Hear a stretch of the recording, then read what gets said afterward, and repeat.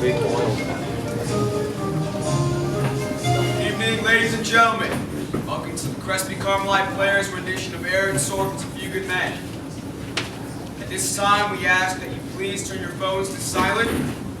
We warn you that there will be a loud noise in the middle of Act 2. If you would bow your head, we ask God's grace. Please, Lord, we ask that you teach us to be humble. We ask you for forgiveness where we have sinned. We ask that for your love, and we ask that you teach us how to love. We ask this in the name of your Son, our Lord and Savior, Jesus Christ. Amen. Civilians, if you would please stand and face the flag.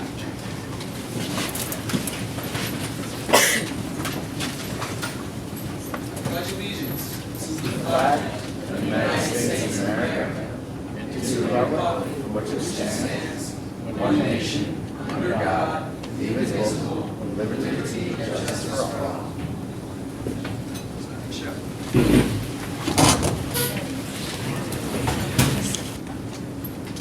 I, Lance Corporal Harold W. Dawson, have been informed by Special Agent R.C. McGuire of the Naval Investigative Service that I am suspect of murder, conspiracy to commit murder, and conduct unbecoming a United States Marine in the case of Private First Class William T. Santiago. I have been advised that I have the right to remain silent and the right to make no statement at all.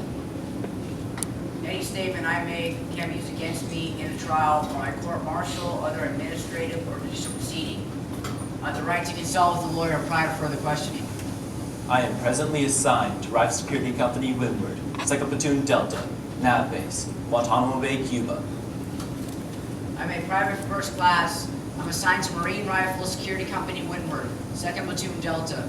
I've been in the Marine Corps 10 months as of August. I entered Private Santiago's barracks room on the evening of the 6th of July, at or about 2350. I was accompanied by Private First Class Loudon Downey. I was accompanied by my squad leader, Lance Corporal Harold W. Dawson. We tied his hands and feet with rope. We tied Private Santiago's hands and feet with rope and forced a piece of cloth into his mouth. We placed duct tape over his eyes and mouth. I've read this two-page statement that Special Agent McGuire has prepared for me our requests while discussing its content. I've been allowed to make all changes and corrections, initializing those changes and corrections. These statements are true and factual to the best of my knowledge.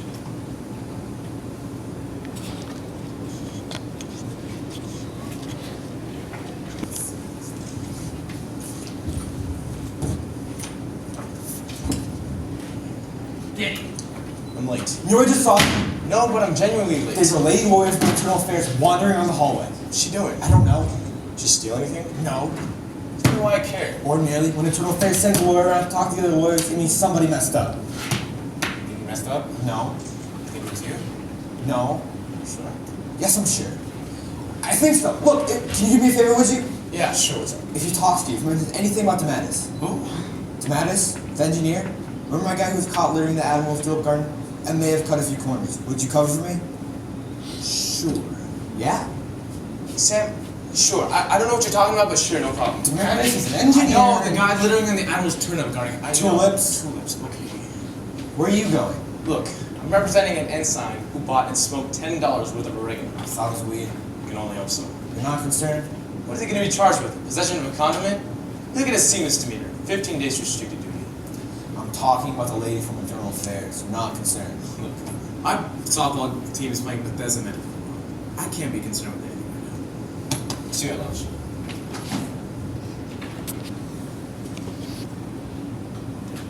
Morning, I'm Lieutenant Commander Galloway, sir.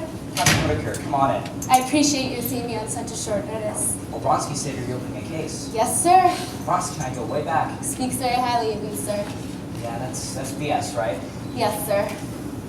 I know you, don't I? I don't believe me You work for in internal affairs. Yes, sir. I hate internal affairs. Yes, sir. And you're a woman. Yes, sir. Well, that's all right. Thank you, sir. You were the one who suffered those 14P misdemeanors last month. That may have been me. 14P misdemeanors. Drunken disorderlies. We had them closed. No, sir, you didn't. The blue copies of the charge sheets were filed to division with IC1. Who gives a damn? My boss, the Judge Advocate General. No, he doesn't care any more than I do. It was you.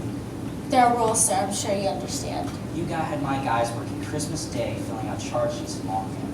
Christmas Day, Commander. It was in the interest of justice, sir. Okay. Did you bother anybody? Absolutely not. No, sir. Only if necessary. What can I do for you? 2 prisoners are being held in Guantanamo Bay, Cuba. They pleaded to murder 2, conspiracy to commit, and conduct unbecoming. Over the weekend, I petitioned Captain Bronsky to deny the guilty pleas and had them sent over to Washington. Okay, what's wrong with the guilty pleas? Did somebody misspell conspiracy? No, sir, but the prisoners confessed to murder during a 20-minute interview at which neither had an attorney. So Bronsky's bringing to Washington. You'll be receiving a memo from division instructing you to assign an attorney from your department. Which brings me to why I'm here. Yes. Tell division you want to assign an attorney outside your department. Why? Because I'm a lawyer outside your department. I don't think I'm not grateful. I brought a letter of recommendation from Captain Bronsky. Yeah, you're an investigator. Why do you want to get mixed up with drug work? I don't consider it grunt work, sir. It's a 5-minute plea bargain and a whole week of paperwork. I look forward to it with relish, sir. And can I ask, do you always speak as if your dialogue is written by someone who's not very good at it? I'm sorry if my overeagerness is grating, sir. It's not. It's endearing. You could ever appear as a cartoonist world. I want to make sure this case is handled properly. Have you done litigation before? My first year with the Jack Corps. How many cases did you handle? Altogether, Yes. 6. How'd you do? From what perspective? Your clients. Not too well. Okay. Excuse me, I think this just came in for you. It's from division. Those cases were lost in their merits, sir. This is Commander Galloway. Really? How do you do? Really enjoyed last Christmas. That'll be all. So, what do you say? Commander, may I call you Joanne? Yes, please. Joanne, you seem like a fairly harmless, neurotic I person. appreciate that, sir. And I'd like to help you out. But there are 2 things preventing me. The first is that while I sincerely believe in your present assignment with Internal Affairs, you do an exceptionally thorough job. But I have a hunch that as a litigator, you know not so much. Yes, but... And the second is the division already assigned an attorney. What? They've already assigned someone. I'm not sure why they care, but it's out of my hands now. They want you to brief the men. Apparently you have some letters and documents. Yes, sir. I have a staff meeting at 3. I'll be giving out assignments then. Come by and do your thing, but try not to make anyone cry. Yes, sir. Tough break? Thank you, Captain. You can call me Isaac. And what's the name of the attorney? Tim Hunt! Also on deck. Daniel Caffey.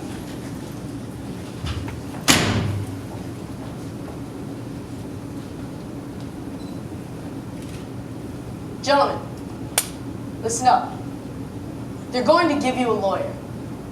They're going to move you up to Washington, and they're going to give you a lawyer who's going to ask you some questions. Now I want you to remember something about these lawyers. They don't care about anything. They don't care about honor or loyalty. They don't care about Colonel Jessup, and they don't care about Lieutenant Kendrick. They don't care about me, and they don't care about you. And they don't care about anyone. They're clowns. That's why, so help me God, they're the only ones that can save you right now. I want you boys to be smart. Go talk to your lawyer. So, EOTH, this is the 4th delay. We're not going to do any better than that. I don't think anything is said for the teach. If I can file a motion to suppress. Whoa. A motion to suppress? Absolutely. On what grounds? Grounds? See, it's very strategy against the fall apart. Take the OTH. Sorry, I'm late. I'm sure you have an excuse. Oh, no, not at all. I just didn't feel like coming on time to this meeting. He's kidding, Commander Galloway. This is Lieutenant Caffey. How do you do? You're a JG. I beg your pardon? This is the attorney division assigned? Yes. I wrote a 17-page memo to Bronsky outlining the case. I pleaded my case for a half an hour in his living room. And you're telling me a division assigned a lieutenant junior grade? Have I come in at that time? Commander Galloway over here is from Internal Affairs. Whatever Sam did in the Tulip Garden, it wasn't his fault. He was just, he was just tired, that's all. How was that? Thanks a lot. Look, Sam's got a baby at home, and he's sure she's about to say her first word any day by now. How do you know? She just looks like she has something to say. She's 14 months old. What could she have to say? We've got a bullet if you want to get on it. Pick a word off the list. $10 left. Rosebud. Captain, with all due Let's get respect- started. Danny, Commander Galloway here is... Commander Galloway's here because you've been detailed by division. Detail. What? Detailed to handle this. Everybody listen up. Guantanamo Bay, Cuba. A Marine PSC named William Santiago writes a letter claiming he knows the Navy Marine illegally fired a round from his weapon over the fence line. Santiago ends the letter by saying he wants to transfer off the base in exchange for Green's identity.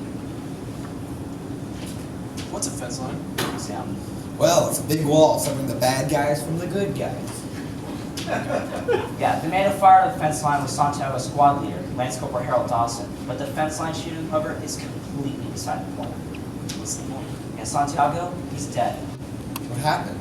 Harold and another member of the squad, PFC Loudon Downey, went to Santiago's room, tied his hands and feet with rope, and jammed a rag down his throat.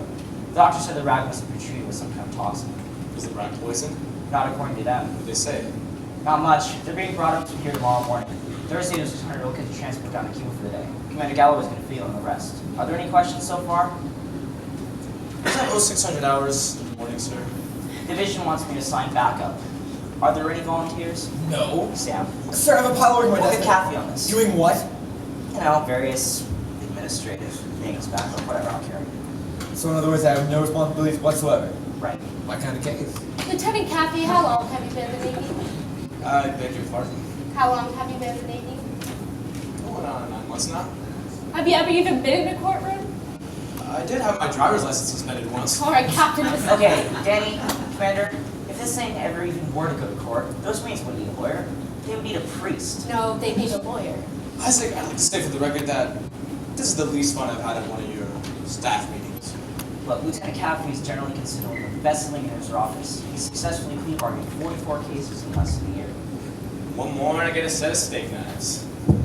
One of the people you'll be talking down there is Barracks CO Colonel Nathan Jessup. I assume you've heard of him. Sam. He's been in the papers lately. He's about to be appointed Director of Operations for the NSC. Go aboard the court.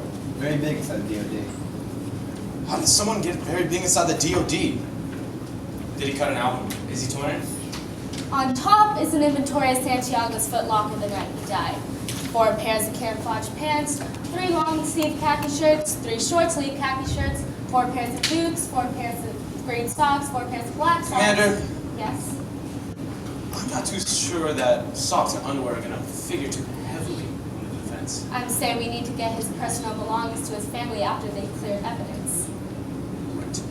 Sam, you're in charge of socks and underwear. Oh, so it's a good thing I went to school for 21 years. Those are the letters that Santiago wrote in his 8 months at the Gitmo. Guantanamo Bay. He talked to his recruiter, HQ Atlantic, the Commandant of the Marine Corps, even his senator. He wanted me transferred off the base. Nobody was listening. You with me? Yeah. Finally, he wrote this letter, where he offered information about Corporal Dawson's fence line shooting in exchange for a transfer. This letter is the only physical evidence establishing a motive for Dawson to kill Santiago. Gotcha. And Santiago's who? The victim. I bet down.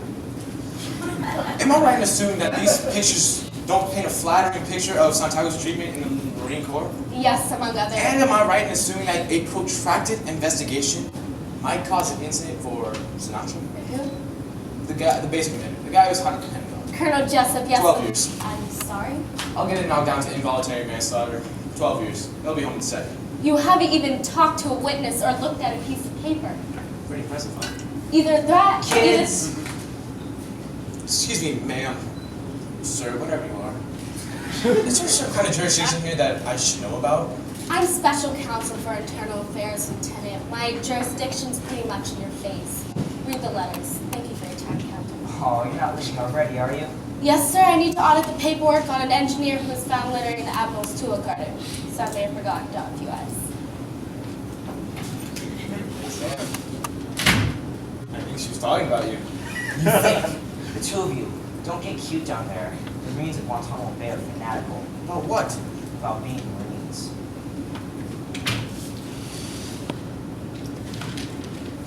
Dear sir, my name is PFC William T. Santiago. I'm a Marine stationed at Marine Barracks, Windward, Guantanamo Bay, Cuba. I'm writing to inform you of problems and to ask for your help. I've been mistreated since the very first day I arrived. I've been punished for passing out on runs when the doctor says I just have heat exhaustion. This is one incident of mistreatment, and I could say many more, but I do not want to take more of your time than I am allowed to. I've written many letters and gotten no response back, so I must try something else. I know of an illegal fence line shooting that took place 4 nights ago, and a member of my unit illegally discharged his weapon into Cuban territory. I will give his name in exchange for a transfer. I ask you, help me. Please, sir. I just need to be transferred out of RSC.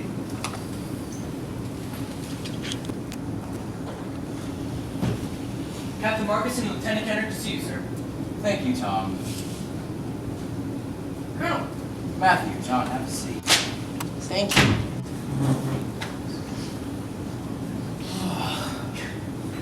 $1,000. It's already hot enough to know the brass off your collar. I just had a Navy guy in here telling us how we're lucky. Lucky. It's 107 degrees outside. How am I supposed to feel about that? Matthew, you've been here the longest. This is about as hot as it gets, or am I actually trapped in hell? Colonel, I don't believe it's been as hot since maybe 84. 84 is pretty bad.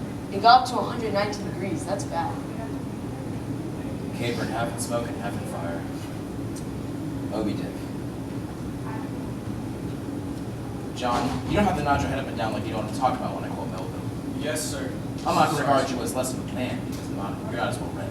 Thank you, sir. I mean that, John. I appreciate that, sir. 190 degrees Fahrenheit. Yes, sir. You must have had guys passing out left and right. No, the men were okay. Nobody passed out. Not that I recall. No one got dizzy. No hyperventilating. No heat exhaustion. No, sir. The men are okay. Impressive. Thank you. John, do you know why none of the men back in 84 passed out? Even though it was 119 degrees Fahrenheit, by Captain Marcus's reckoning, do you know why none of them fell off the job? Why, sir? Because that's what they're trained to do. Who the hell is PFC William T. Santiago?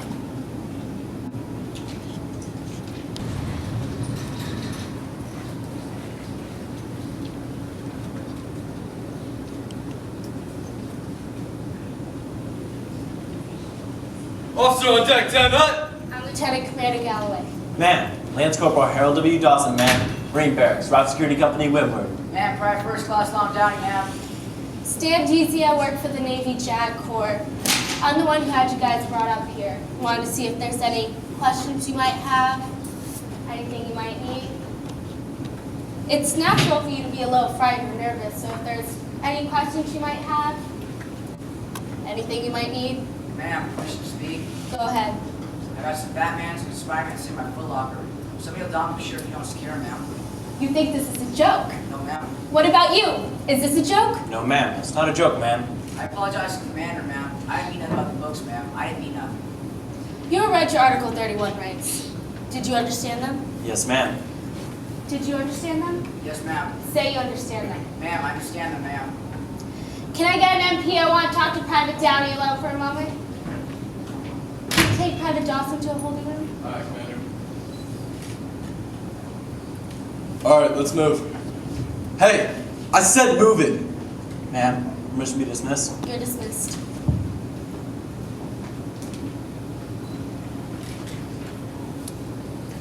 Hi. Your only living relative is Ginny Miller. You're on your mother's side, is that correct? Ginny Miller? Yes, ma'am. She hasn't been contacted yet. Would you like me to do that for you? I'll take care of that for you. Private, do you know why you're here? This is where the guard told me to stand, ma'am. Loudon, may I call you Loudon? Yes, ma'am. Do you know why you're here? Do you know why you've been arrested? Willie died, ma'am. Was it an accident or did you need to do it? Loudon, I know about code reds. Ma'am? Loudon, it was a code red, wasn't it? I can help you. I don't need those comic books, ma'am. You can have me if you like. You gotta talk to somebody, Loudon. They're gonna try to pin you with intent and say this is retaliation for Santiago snitching on Dawson regards to the bedside shooting. Which it wasn't it? Are you a lawyer, ma'am? I'm a lawyer, but I'm not the one who's representing you. Captain Markson told us to talk to our lawyers, ma'am. That's what he told us to do.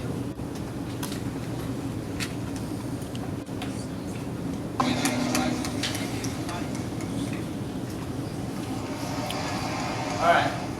You got a man up first, one down. Let's go for two. Hit a few out to Sherby. Come on, Shibby. Put some dirt in that ball. Alright, let's do it again. Man on first, one down. Excuse me. Hold on. You gotta trust me, Sherby. If you keep your eye on that ball when the ball's coming towards you, the chances of you catching the ball will increase by a factor of 10. Want to suit up? You need all the help you can get. No thanks, I can't catch and throw things. Well, that's funny, because neither of us can either. I want to talk to you about Dawson Downey. I've done something wrong, haven't I?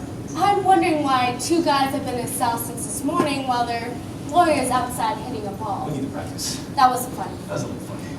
Lieutenant, would you feel very insulted if I asked your supervisor that different counsel be assigned? Why? I don't know how to put this without possibly hurting your feelings, but I don't think you're fit to handle this defense. You don't even know me. Ordinarily, it takes someone hours to figure out that I'm not handled for the defense. Oh, come on, I thought that some people thought that would be funny.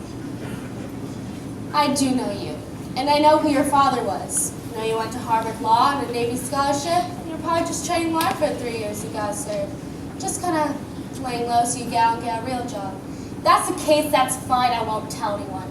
But it's my feeling if this case is handled in the fast food, slick ass, Persian bizarre man with which you seem to handle everything else, something's gonna get missed.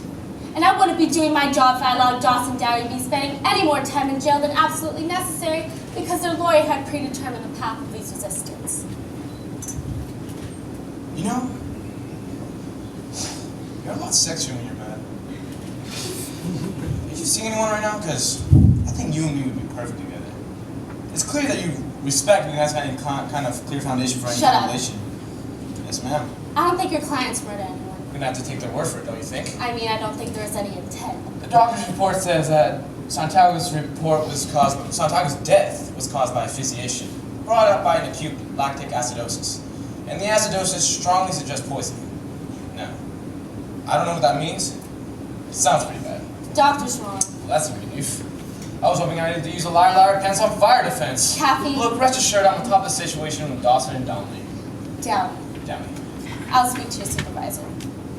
Correct. You're going up straight up Pennsylvania Avenue. It's the big white house with the pillars in front. Thank you. Oh, you won't have much luck though, remember? I was detailed by division. So someone over there is under the impression that I'm a good lawyer. So while I appreciate your interest and admire your enthusiasm, I think I can handle everything by myself. Do you know what a cover is? I'm appalled. No, I don't. You're appalled. Yes, I am, Colonel. Well, that's pretty strong language, Matthew. I mean, I think you need to calm down for a moment before you work yourself into a lather. You're appalled. Santiago's written letters to everyone but Santa Claus complaining about his treatment. He's broken the chain of command. He's threatened to rat out a member of his unit. A member of his own squad, for Christ's sake, to mention nothing but the fact that he's a U.S. Marine and he can't run from here to there without collapsing from heat exhaustion. What the hell is going on over in Windward, Matthew? Colonel, I believe this conversation would be more appropriate if it was in private. That won't be necessary, Colonel. I can handle the problem. The way you handle Curtis Barnes, you're doing something wrong. My methods of leadership are what brought me to this base. Don't talk over me. I'm still your superior officer. And I'm yours, Matthew. Now, what are we going to do about this? Transfer Santiago. Right away. Right now. Transfer Santiago. Yes, sir. Yeah, I suppose you're right. I suppose that's the right thing to do. Let's do that. We can transfer the whole squad off the base. Let's do that. Yeah, on second thought, we can transfer the whole Windward division off the base. John, go on the fence and tell the boys to pack their bags. They're going home. Tom. Sir? Keep the president on the phone. We're going to surrender our position in Cuba. Yes, sir. Wait a minute, Tom. Don't give me the president. Maybe that's the wrong thing to do. Maybe you should let us think about this for a little longer. You're dismissed. Yes, sir. Maybe. Because Marine made a mistake. Maybe, instead of giving up, we should train Santiago. I mean, what do you think? I mean, I'm just spitballing, but maybe we as Marines have responsibility to the men and women of the United States that men and women charged with security are properly trained professionals.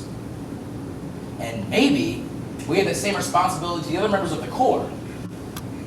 Yes, I'm sure I read something like that somewhere. You see, I'm trying to think of how I might feel if a Marine was hurt or killed because a PFC in my command didn't know what the hell he was doing. And this brief meditation has brought me around to thinking that your suggestion of transferring Private Santiago, while expeditious and certainly painless, might not be in a manner of speaking the American way. Santiago stays where he is. We're going to train him. John, you're in charge. Santiago doesn't make 4646 on his next Procon report. I'm going to blame you. Yes, sir. Then I'm going to kill you. Colonel, I believe that's a mistake. Matthew, I believe I'll have that word in private with you now. John, that's all. Why don't we have lunch at the Oak Club and we can discuss how to train the private? I'd be delighted, sir. You're dismissed. Oh, Matthew, sit please. Yes, sir. What do you think of Kendrick? Nathan, this isn't personal. My I think opinion. he's trying to please myself. All right. But he's an awfully good officer. You see, I'm not a Marine. We're in the business of saving lives. With every degree that we allow ourselves to fall off the mark of perfection, more people die. And I believe that taking a Marine who's a weak link and sending him off to another assignment is the same as sending the kid to the jungle with a weapon that backfires. Colonel, what do you Matthew, mean? sit down.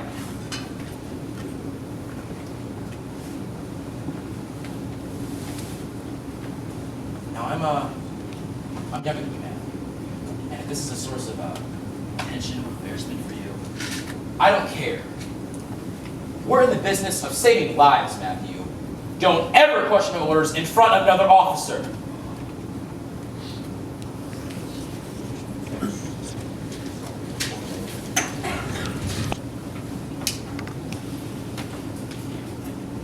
Also, Deck 10, Hut! Hi. Sir, Lance Corporal Harold W. Dawson, sir.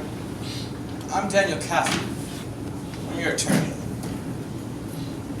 This is Sam Weinberg. He's from the AC Nielsen Meter Research. He's going to talk to you about your preferences in the Caribbean. You can take a seat.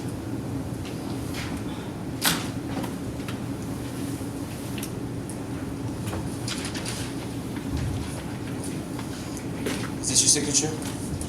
Yes, sir. You don't have to call me sir. Is this your signature? Sir, yes, sir. And you certainly don't have to say it twice in one sentence. What's a code red? Sir, What's a code red?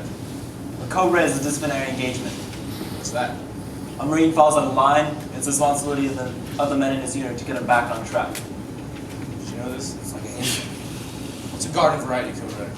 Sir, Harold, you say sir, and I turn around and I look for my father.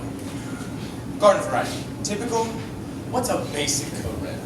sir, a Marine that has refused to bathe on a regular basis, the men in his squad would give him a GI shower. What's that? Scrub brushes, throw pads, and steel wool. Beautiful. Was the attack on Santiago code red? Yes, sir. Does he ever talk? Private Downey will answer any direct questions that you ask him, sir.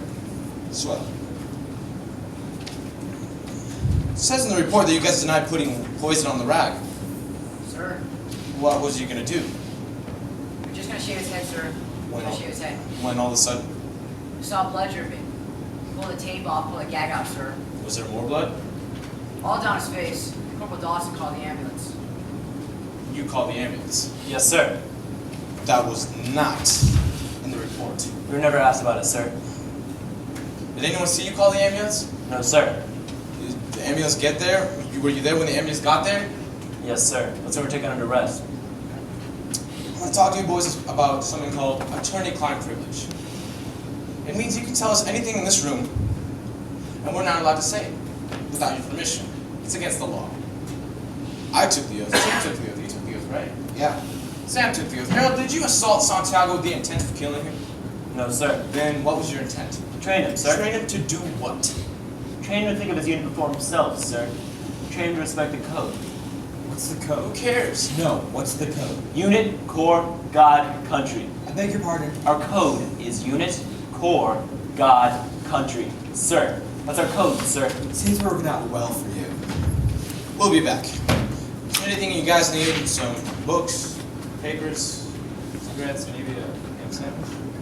No, thank you, sir. Harold, I think there's a concept you should start living up to. Sir? I'm the only friend you've got.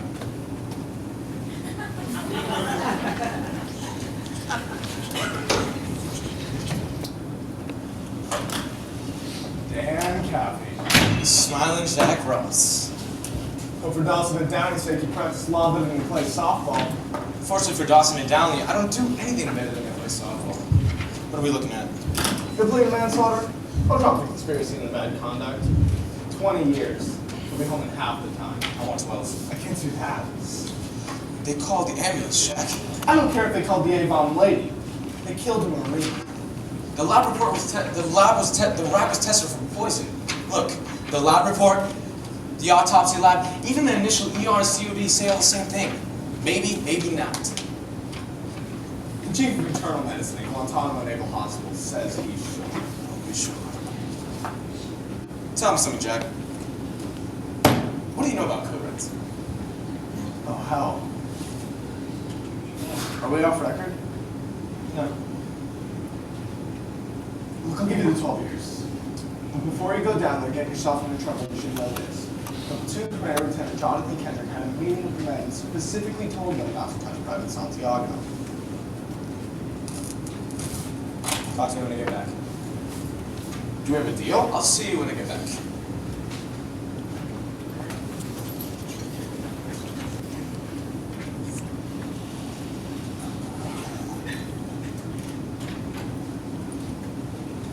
Oh, come on in. Thank you. Any luck in getting me replaced? Is there anyone this commander you either don't drink or play softball with? Say, Commander. You can call me Joe. Joe? I don't know him brought his hostility towards me. I really don't. But if you ever go to one of my clients, ever again, without my permission, I'll have you disbarred. I had an authorization. You had authorization from where? On Jenny, Dowdy's closest living relative, his aunt from his mother's side. You had authorization from Aunt Jean. Gave her a call, I thought she might be concerned. Perfectly within my province. You had authorization from Aunt Jenny. Very nice one, we talked for about an hour. Does Aunt Jenny have a barn? I mean, maybe we can hold the trial there. Maybe I could sew the costumes, and maybe his Uncle Cooper could be the judge. More good news. My office has been encouraging me to get out of the district more often. To observe how our lawyers are working out in the field. Guess where I'm going tomorrow. Target range? I'm going down to Cuba with you tomorrow. And the hits just keep on coming.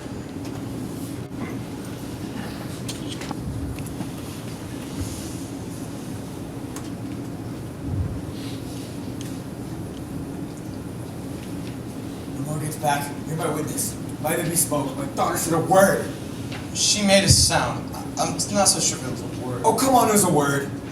Okay. You heard her. The girl sat there, pointed, and said paw. She said paw. Sam, she was pointing at the doorknob. That's right. As if to say, look, paw, a doorknob. You know, Jack Ross came to me earlier today. He offered me 12 years. Good, that's what you wanted. Yeah. I guess I'll take it. So... It took him 45 seconds and he barely put up a fight. Danny takes the 12 years. It's a gift. You don't believe me, do you? You think they should go to jail for the rest of their lives? I believe every word they said. I think they need to go to jail for the rest of their lives. I'll see you. Oh, remember where your whites. It's hot down there. I want good ones. Nobody looks good in whites. We're going to Cuba in July. You got Dramamine? Dramamine keeps you cool? You get sick when you fly? Sam, I get sick when I fly because I don't want to fly into a freaking mountain. I don't think Dramamine will help. Got some oregano? That works pretty well. Yeah. You know, Ross said the strangest thing to me before he left. He said that platoon commander, Lieutenant Jonathan James Kendrick, ordered the men not to touch Santiago. So? I never even mentioned Kendrick. I don't even know who he is. What the hell? I'll see you tomorrow.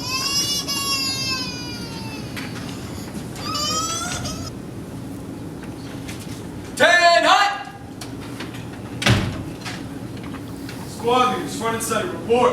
Sir, Corporal Dunn, Alpha Squad present, sir. Corporal Hamilton, Bravo, present. Sir, Corporal Howard Charlie's present. Sir, Lance Corporal Dawson, Delta's present last 2. Private Santiago has been excused from this meeting. Where's Private Downey? Downey raided and switched, sir. This Jeep blew out. He and Pickup are making it back by foot. Pass on my words to the private. Anything I say at this meeting is to be considered a direct order to the members of your squads. Is that clear? Sir, yes, sir! Revelations 2. I know thy works, and I know thy labor, and how thou canst not bear them which are evil. And thou hast tried them which say they are apostles, and hast found them to be liars. If you're PFC and you have a problem, who do you take that problem to? Sir, your corporal, sir! If you're a corporal and you have a problem, who do you take that problem to? Sir, your sergeant, sir! Private Santiago of Delta Squad has made wretched our code and laid waste our priorities. Priorities! Unit, Corps, God, country!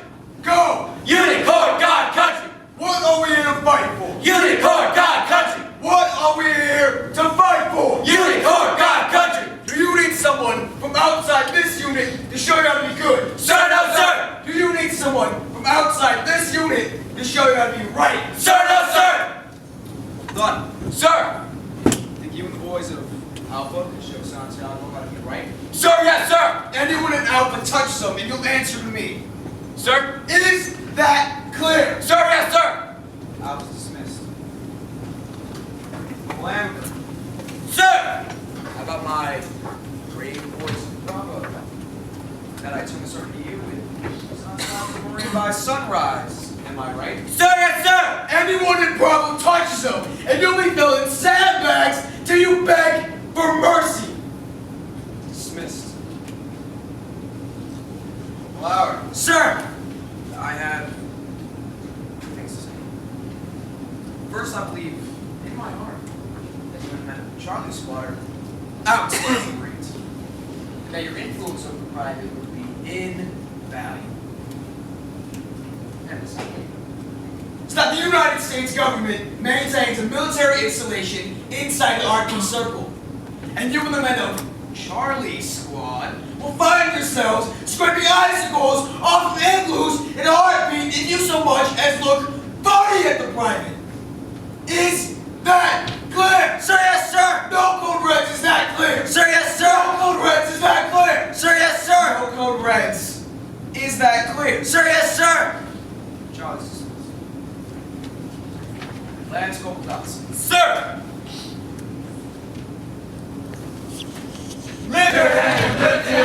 Delta Company's passing by! Delta Company's passing by! I don't know what I've been told! I don't know what I've been told! All Marines are mighty bold! All Marines are mighty bold! Sound off! 1, 2, Sound off! 3, 4! Sound off! 1, 2, 3, 4! 1, 2, 3, 4!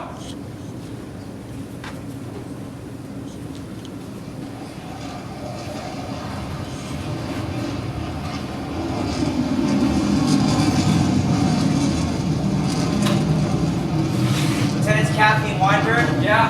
I'm Commander Galloway. Corporal Howard, ma'am. I'm escorting you to the windward side of the base. Thank you. I have some camouflage jackets in the Jeep, sir, so I'm going to ask you both to put them on. Wait, camouflage jackets? Yes, sir, regulations. We'll be riding fully coastal fence. Cuban see an officer wearing white, they think it's someone they want to take a shot at.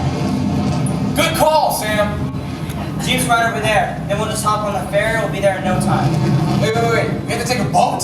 Yes, sir, to get to the other side of the bay. We didn't say anything about a boat.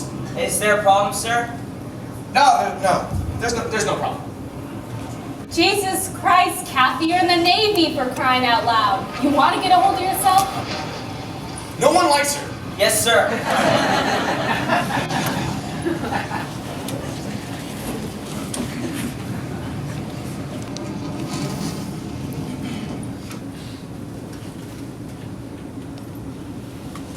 Nathan, Jessica, come on in and sit down. This is Commander Galloway. She's here to observe and evaluate. How do you do? Pleasure to meet you, Commander. And this is Sam Weinberg. He has no responsibilities here whatsoever. I've asked Captain Markinson and Lieutenant Kendrick to join us. Matthew's my second in command, and Jonathan's XO for the windward side. Lieutenant Caffey? I had the pleasure of meeting your father once. He spoke in my high school. Wait, Lionel Caffey? Yes, sir. Well, Jiminy goddamn cricket. John, you too young to know this, but this man's father once made a lot of enemies down your neck of the woods. Jefferson v. Madison County School District. Kids down there wanted to stick Lord's Prayer in the classroom, but Lionel Caffey said no. No, you can't. I'll tell you something else. If Adlai Stevenson had never been elected, he'd be sitting next to the Attorney General's son. So, how the hell is your dad? I beg your pardon? Still trying to overthrow the government? Not any longer, sir. Oh, no, he didn't pass away, did he? Yes, sir. Don't worry about it. I'm sorry, son. It's no problem, sir. It was 7 years ago. No, I feel like yes. Not at all, sir. What can we do for you, Danny? Not much at all, sir, I'm afraid. The JAG court insists that I interview all the relevant witnesses. The JAG court can be demanding that way. Shouldn't take more than an hour. John, check your watch. Go. Please don't. Lucky God, Willie! It could be worse! It could be someone else!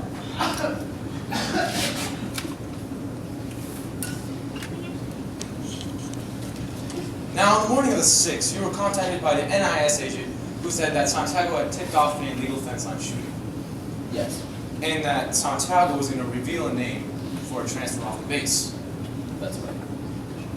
And at this time, you had a meeting with your two senior officers, Lieutenant Jonathan Kendrick and Captain Matthew Morganson. Yes. What happened then? Well, we agreed that for his safety, Santiago should be transferred off the base immediately. Santiago was going to be transferred. On the first available flight in the States. 6 o'clock in the morning. 6 hours too late, as it turned out. Right. Well, that's all I have for you, Colonel. Thank you very much for your time. Thank you. Wait a minute, I've got some questions. No, you don't. Yes, I do. No, you don't. Yes, I do. Colonel, the attending physician, Commander Stone, was unable to determine the cause of death. At 5 a.m., he said it was poison. Do you have any idea what might persuade him? Well, you have to ask Stone. Did you meet with the doctor between 3 and 5? Of course I met with the doctor. One of my men was dead. See, one of his men was dead. Now, let's go. Lieutenant Kendrick, do you believe that Santiago was murdered? I beg your pardon? Well, I'm just curious. Do you know all these men? Was Santiago murdered? Commander, I believe in God and in His Son, Jesus Christ. And because I do, I can say this. Santiago is dead. And that's a tragedy. But he's dead because he had no code. He's dead because he had no honor. And God was watching. Well, how do you feel about that theory? Sounds good. Let's go. Oh, like so this is the Christmas card I'm gonna get. Colonel, have you ever heard of the term code red? I was under the impression Lieutenant Caffey was leading this investigation. It's an easy mistake to make. Colonel, I apologize. She just wasn't trying to interfere with this. Have you ever heard of the term code red, sir? I've heard the term, yes. Colonel, this past February, you have received a cautionary memo from the Commander-in-Chief of the Atlantic Fleet warning that the practice of code reds is not to be condoned by officers. Yes, and I submit to you who wrote that memo to serve working with the Cuban AK-47 assault rifle. However, the directive coming from the commander may give his due attention. Now, what's your point, John? She has no point. She often has no point. It's part of it. My point is that what looks like premeditated murder may have just been a botched up code red. Do code reds still happen on the space, sir? Joe, the Colonel does not need to answer that. Yes, he does. No, he doesn't. Yeah, he really does. Sir? No, just to me. She outraged you, Danny. Yes, sir. I want to tell you something. And listen up because I mean this. There is nothing sexier on heaven and earth than a woman you listen to in the morning. From what I say, because this is true, if you've never felt talk of a superior officer, you're let the best about just passing by. Practice of code reds is still happening on the space Joe, station. You see, my problem is that I'm a colonel, so until the election got president, I'm just going to keep taking cold showers. I need an answer to my question, sir. You'll get an answer. I need it now, sir. Take caution in your tone, Commander. I'm a fair guy, but he's making me absolutely crazy. You want to know about code reds? On the record, I tell you I discourage the practice in accordance with the commander's directive. Off the record, I tell you they're an invaluable part of close infantry training, and if they happen to go on without my knowledge, so be it. I run my unit how I run my unit. Now, if you want to investigate me, roll the dice and take your chances. But it's not like you're going to come down here, flash your badge, and make me nervous. I eat breakfast 80 yards from 4,000 Cubans trained to kill me. Let's go. The corporal has the chief waiting for you, Lieutenant. He'll take you back to the flight line. Thank you, sir. Oh, Colonel, I'm just gonna need a copy of those transfer orders. What's that? Santiago's transfer orders. You guys have that kind of paper, right? I just need that for the file. For the file. Yes, sir. Court, you give a copy of the transfer order. For the file. I'm here to help you any way I can, Danny. Thank you. Can you believe that, don't you, Danny? That I'm here to help you any way I can? Yes, sir. I'll have the culprit running by personnel to get all the transfer orders you want. Hey, sir. But you have to ask me nicely.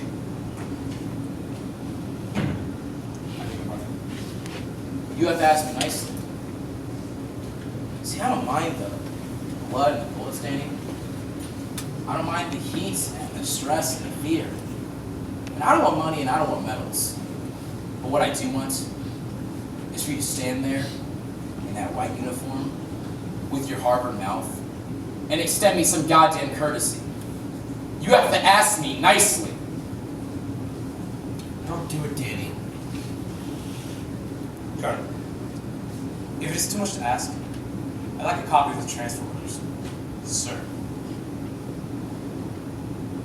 No problem. Thank you.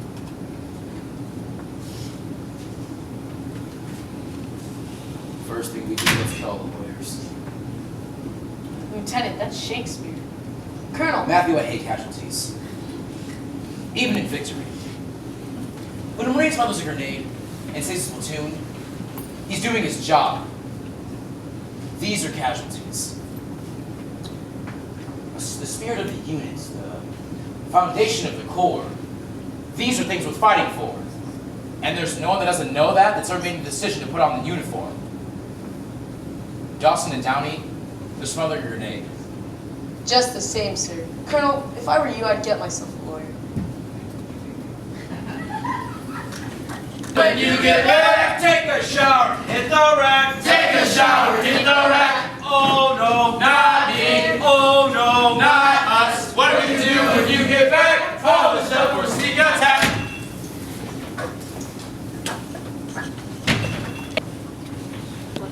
Also on deck 10, Hut. Why do you care that Santiago's writing a letter? Sir? I want to know why you care. Was the code red, sir? Colonel Jessup thinks you're full of it, you know that? He doesn't think you were trying to train him. He thinks you were trying to kill him. That's not true, sir. And what's true? Why do you care? It was a code red, sir. 4,000 men on that base, Harold, and none of them went into Santiago's room that night. I was a squad leader, sir. It was my job. You screwed up for 8 months.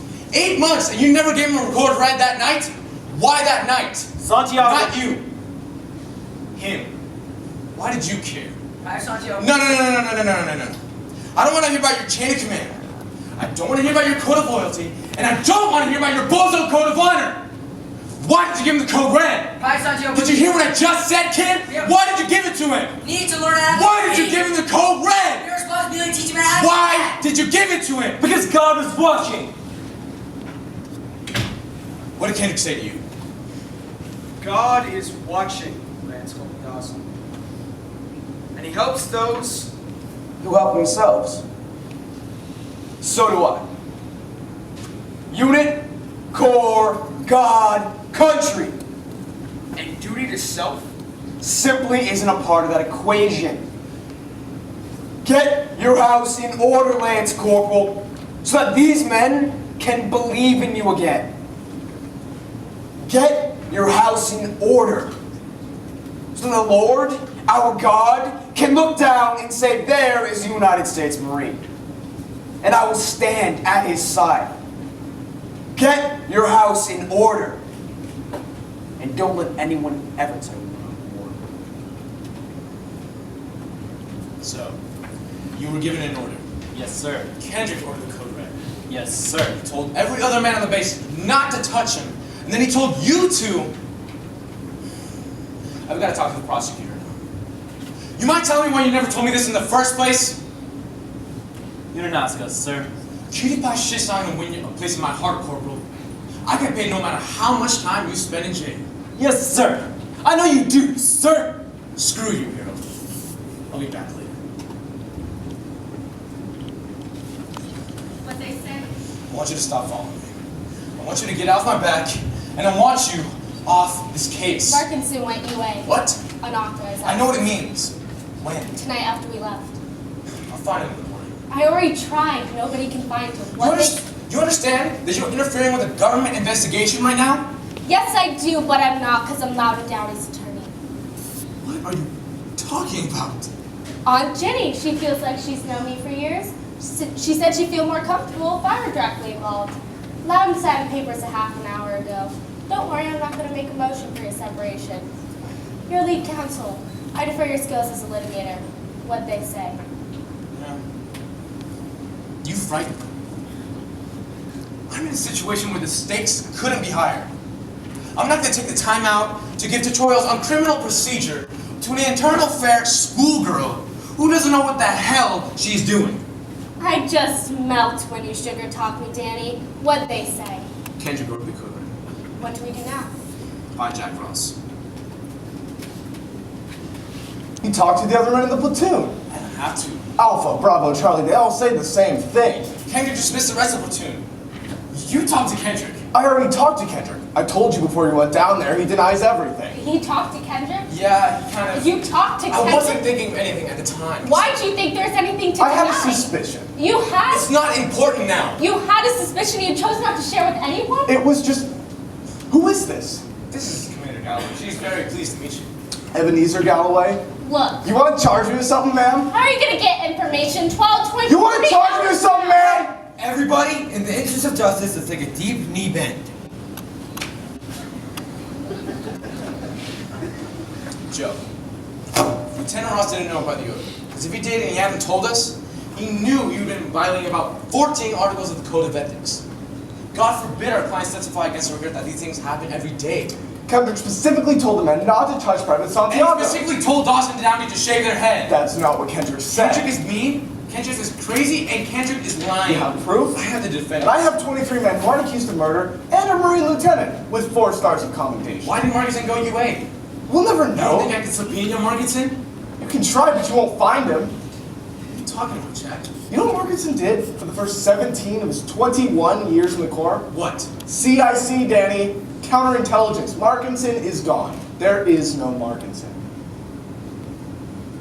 Look, Colonel Jessup stars on the rise, and they're going to make a lot of room to spare his embarrassment. How much room? I can knock it all down to assault. 2 years. They'll be home in 6 months. Danny, he's got a PR problem and he can't afford to go. Which is lucky for you because you're turning green at the thought. Yes, taking this to court will be bad for me. It will be bad for the court, and I will be held responsible for how the officers are treated as witnesses. But you take this to court, and the boys go away for 40 years. Jack, come on. Are we clear on that? We have to be clear on that. Because once I step outside of this room, I have to put the hammer down. They'll be charged with the boatload, murder, conspiracy, conduct unbecoming, and in a courtroom you lose this case. Please, Danny, I'm your friend and I'm telling you, I think Kendrick is lying, and I don't think your men belong in jail, but I don't get to make that decision. I represent the people without passion, and the people have a case. But tell them to plead assault. All in all, it's not bad news for us in the defense. That is the end of this negotiation. 9 o'clock tomorrow. I'll see you at the arraignment.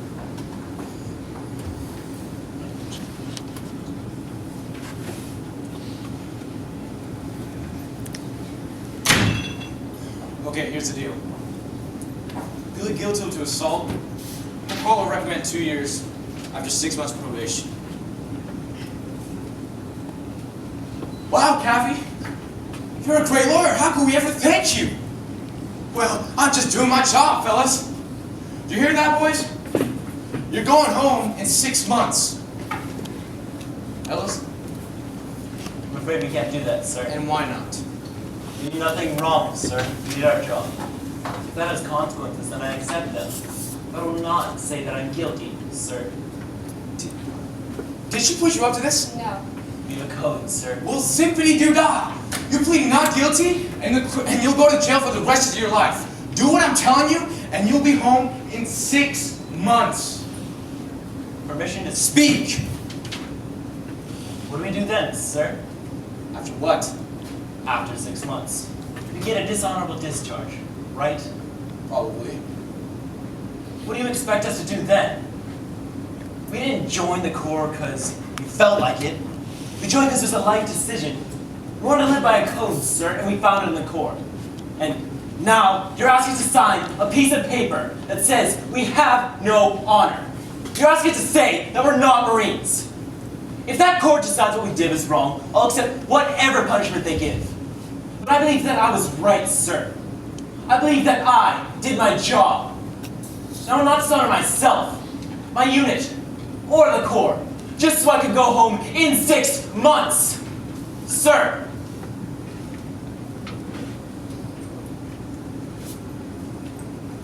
You guys are a freak show.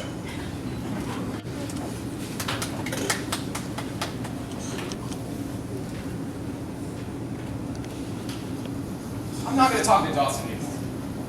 He's gonna go to jail, and he's just gonna go to jail just to spite me. I wanted to get a new attorney. Alright, we'll make a motion to bother me. Judge ask for a plea, cell for 802 conference. Then we'll explain the situation there. And that's that. Yeah, one thing though. When you ask the judge for a new counsel, be sure to ask nicely. What do you want from me? I want you to stand up and make an argument. I want you to let them be judged. An argument didn't work for Cali at Mili. An argument didn't work for the Nazis at Nuremberg. For Christ's sake, Sam, do you really think this is the same as 2 teenage Marines practicing a Marine routine that they didn't believe would result in harm? These guys aren't Nazis. Don't look now, Danny, but you argue a position. Yeah. Tomorrow I'll get a new attorney. Another lawyer won't be good enough. What? Because they need you. You know how to win. I know how to fight, but you know how to win. I know the law. You know nothing about the law. You're a used car salesman, Daniel. You're an ambulance chaser with a rake. Live with that.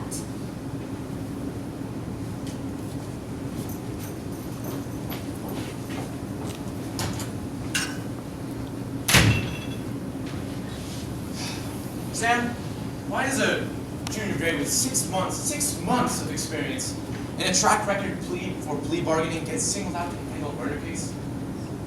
I mean, would it be to never see the inside of a courtroom? Rising sun, up in the morning, the rising sun. Run all day till the day is done. Run all day till the day is done. Left, right, 1, 2, go right, 3, 4, left, right, 1, 2, 3, 4, 1, 2, 3, 4.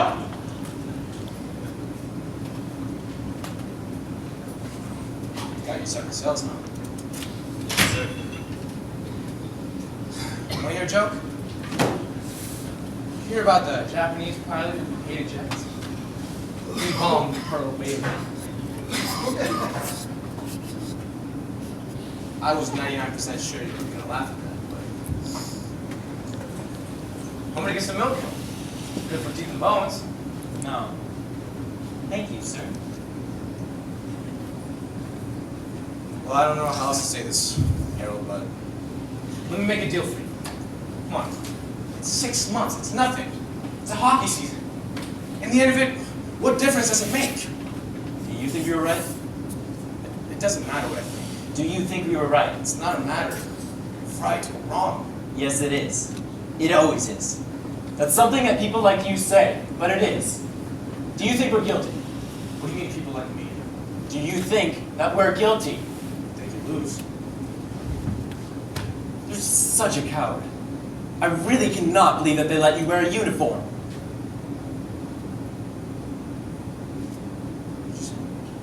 I said that I can't believe they let you wear a uniform. You're an incredible coward. I just cannot believe they let you wear a uniform. You're going to Leavenworth and there's nothing I can do about it.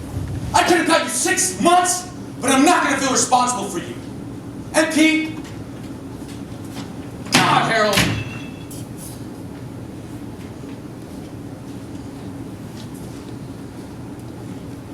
What happened to saluting an officer when he leaves a building?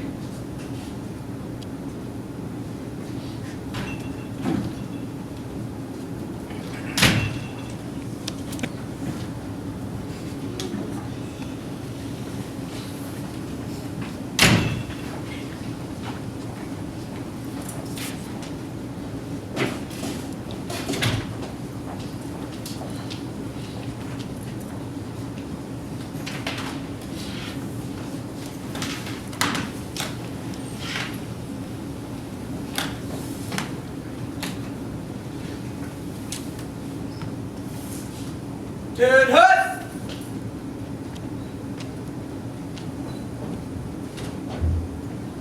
Alright, where are we?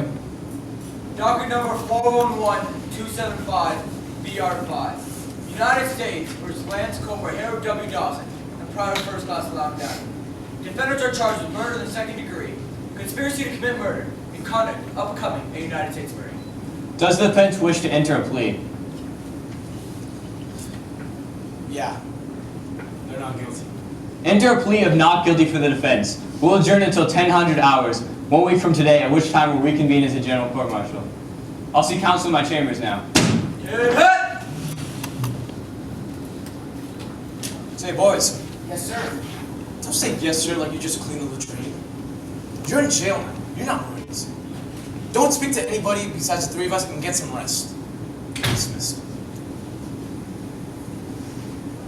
Danny, They're following an order. an illegal order. You think these guys don't know what an illegal order is? I don't even know what an illegal order is. Innocent human being would have known that They don't question orders.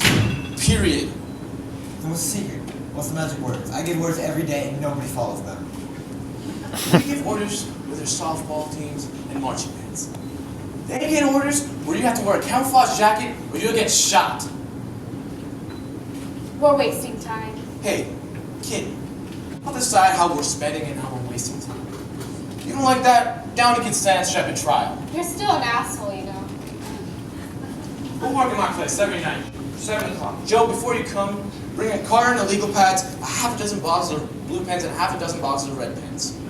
I'll get them. Sam, I need you to get some card tables and some desk lamps. I'm gonna get started on the medical profiles, and I'm gonna need the pro-con reports on Downey, Dawson, and Private Santiago. I'll get this as well. All I got at my place is yoo-hoos and sugar snacks, so bring whatever you guys need. Oh, and please don't wear that perfume. It wrecks my concentration. Really? I was talking to Sam.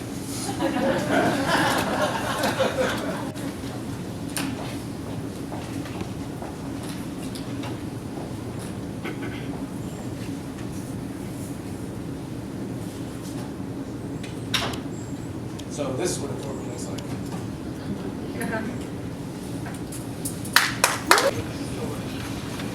Commander Stone receives, sir. Thank you, Tom. Walter. Any news? Not yet, sir. We still got a few more tests to run. Even at that, I'm not sure we'll be able to make a determination. I see. Sir, it would help to know what happened. It was a code red. Commander was shaking his head. Jesus Christ, the boy didn't die of a haircut. He died because that's what the Lord saw fit. John, give the Lord a rest, will you please? Yes, sir. You look like hell. Give yourself some rest. Yes, sir. You're dismissed. Walter. I don't want to pin you to anything. I know you have more tests to run, so I'll ask you this. What are the possibilities of this? Could have been a number of things, Nathan. I mean, we know he used a gag. They could have choked him, they could have put poison on the rag, they could have scared the living daylights out of him and gave him a heart attack. The point is, we may never know. It's just a judgment call. Heart attack. He does have a medical history that suggests a possibility of a slight coronary disorder. But what I need to know... Why wasn't this coronary disorder detected before? The symptoms were... That's not an answer. The symptoms. Santiago symptoms. They point to 100 far less debilitating conditions. There were no red flags. Is that what we're going to say to a board of inquiry? Doctor, you give these men a thorough examination every 3 months. And every 3 months, you send Santiago back on that wall to clean up help. Am I wrong? Sir, sir. Why don't you tell me, what can happen to a doctor's career because of something like this? What I think happened? I don't think it was a code red. I think Dawson and Downey got in their heads to kill Santiago. I think, like you said, I think we have a little poison on the rack. It's a possibility, sir. How long have we known each other? 4 years, sir. Close on 5 now. And the first thing I did when I got this command was request your son to the hospital. And the first thing I'll do when I leave this place is tell the folks in the situation room, I want to also with the big stones coming with me. I put my trust in you, Walter. I put the lives of my Marines in your hands. That's why I think it had to have been poison. Go back and run those tests. You're the doctor. Hey, you're the damn good doctor. Whatever you say, I'll look at it. There's going to be an investigation into the cause of death, Walter, and I'll do everything I can. Thank you. You're dismissed.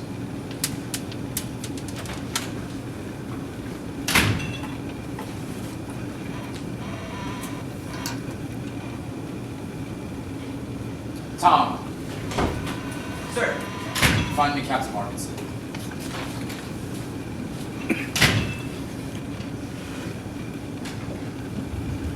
Sir, Lance Corporal Harold W. Dawson, sir. Harold, why are you doing that? I'm representing you in a murder trial. You honestly think I don't know who you are?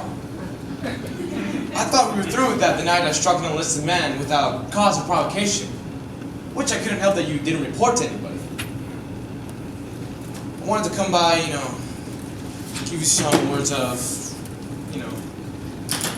encouragement.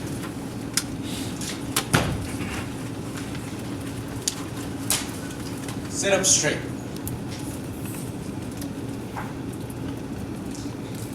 Now, I know that doesn't sound very confidence-inspiring, I know, but there are 2 things I'd like to consider before we start. The first is that Commander Galloway, Sam, and I are doing everything in our power to help you out.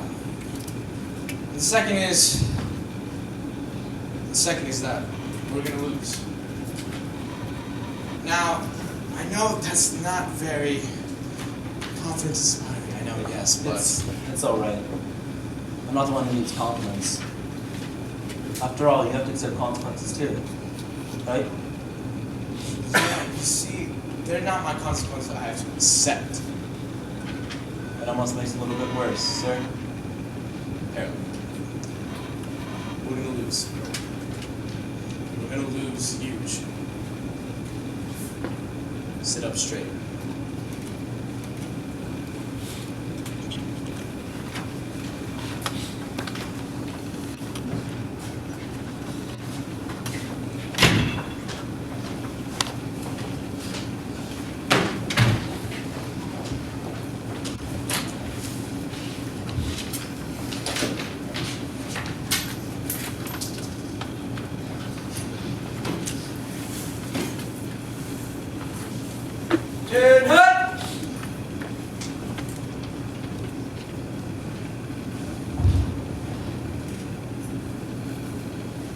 All those having business with the General Court Martial, please stand forward and you shall be heard.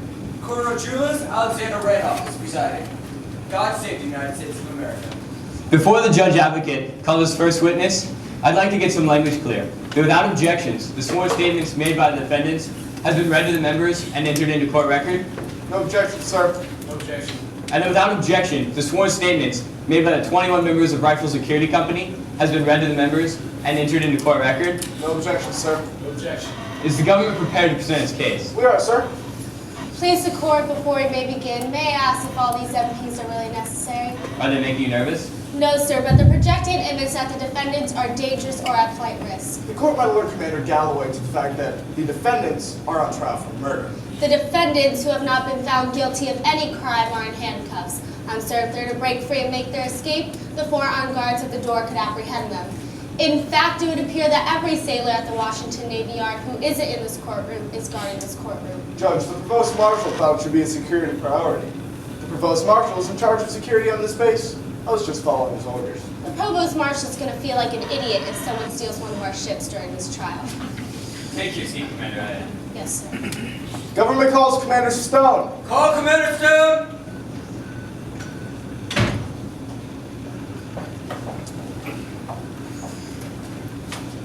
Would you state for the record your full name, rank, and current billet, please?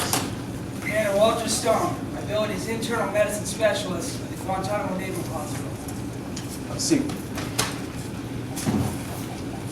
Doctor, about how long have you been attached to the hospital at Gitmo? From October 1st of last year to the present. And on 7 July of this year, did you have an occasion to treat Private First Class William Santiago? I did. Would you describe that treatment? Private First Class Santiago was brought into the emergency room in the morning of the 7th at 0010. He was coughing up blood and was suffering from a loss of oxygen. He lost consciousness at 0035. And what were your observations upon examination? The first observations on the subject was that he had rope marks around his wrists, his head was partially shaved. From the tests and x-rays, you can tell that he had some type of fluid or an acidosis that had filled up his lungs, that is to say, acid buildup in the lungs. And what causes acid buildup in a person's lungs? When muscles and other cells in the body begin to burn sugar instead of oxygen, we get lactic acid. And from the moment that cells start burning sugar to the moment that the lungs are filled with oxygen, or fluid, about how long does that take? Ordinarily about an hour. Doctor, you say ordinarily. Is this an unusual case? Yes, it is. How so? In Santiago's case, the chemical reaction took less than 15 minutes. Why was the reaction sped up in Santiago's case? The subject must have ingested some type of poison. Your Honor, we object to this point. The witness can only speculate as to what caused the reaction. Dr. Stone is an expert medical witness. In this courtroom, his opinion is not considered speculation. Dr. Stone is an internist, not a criminologist. So the medical facts here are ultimately inconclusive. A point which I'm confident you'll illustrate to the jury on your cross-examination. So I'm sure you won't mind if the doctor's opinion be admitted now? Not at all, sir. Objection withdrawn. Dr. Stone, did Willie Santiago die of poison? Absolutely. Are you aware that the lab report showed no traces of poison? I am. Then how do you justify... There are literally dozens of toxins that are virtually undetectable in certain issues. The nature of the acidosis is a compelling factor in the issue. Thank you.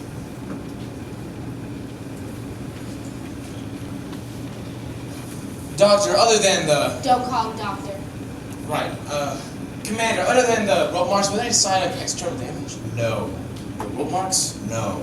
No cuts? No. No bruises, broken bones, fat lip? No. Doctor, was there any sign of violence? You mean aside from the dead body? Damn it. Walk into that every time. Your witness. Commander, might say they didn't use poison on the rack, so I'd like to ask you a few questions to see if there could be any other explanation.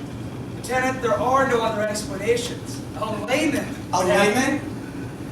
Pardon me, Commander, but you're talking to a man who got a C+ in biochem. Twice. Now, my understanding that this process took 15 minutes and not 60 would led to your conclusion that Santiago was poisoned. That's correct. 60 minutes is about average. Yes. And some people might be more and some people might be less. A little bit more, a little bit less. Doctor, is it possible for a person to have some sort of affliction which would render the person less capable of withstanding If a lactic person had a acid? cerebral disorder, I suppose it would take less than an hour. How about a coronary disorder or condition? I think it's called a coronary condition. Lieutenant, we're talking about an 18-year-old Marine in extraordinary condition. The Marine Corps requires them to maintain a certain physical standard, isn't that right? That's correct, and even more difficult for a Marine than RIC. In fact, you give them a thorough examination every 3 months, is that right? Yes. Doctor, is it possible for a young man to have a coronary condition where the initial warning signals were so mild that they could escape a doctor's medical routine exam? Lieutenant, in medicine, as much as we'd love to be exact... Well, that's the beauty about being a lawyer for the defense. I don't have to worry about being exact. I just have to worry about, is it possible? So, Commander, is it possible? The symptoms weren't nearly... What kind of symptoms? There are hundreds of... Chest pains? Yes. Shortness of breath? Certainly. Fatigue? I suppose if the part wasn't pumped... Doctor, is this your signature? Yes, it is. This is a document for Santiago to be, an order for Santiago to be put on temporary restricted duty. Would you please read your handwritten remarks at the bottom of the page, please, sir? Initial test negative. Patient complains of chest pains, shortness of breath, and fatigue. Restrictions of no running over 5 miles for the next week. Thank you. Initial testing negative. That's what it says here. What kind of tests were these? On the manner. Cardiovascular tests? Yes. Cardiopulmonary, endurance? In fact, how many tests in all were administered to Private Santiago? 17. And in any of these 17 tests, was there an indication that there might be something wrong with Santiago's heart? No. Doctor, the medical equipment you have at the CCU Gitmo, would you describe it as modern or outdated? Very modern.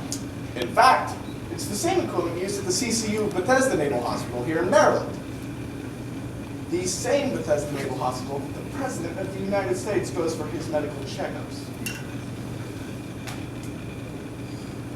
Dr. Stone, you have held a license in medicine for over 20 years.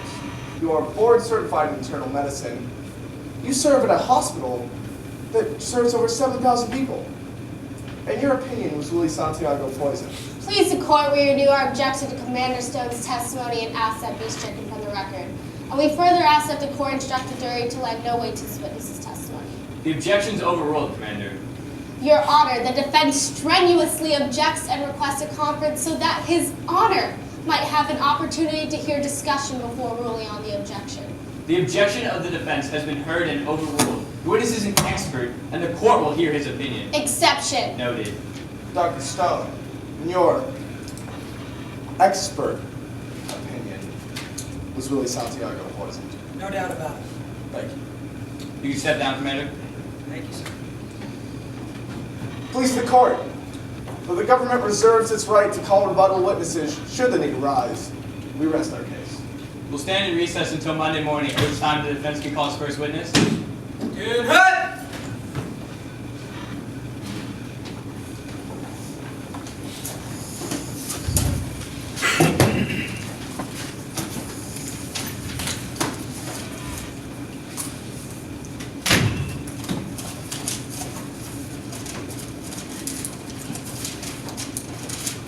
I strenuously object.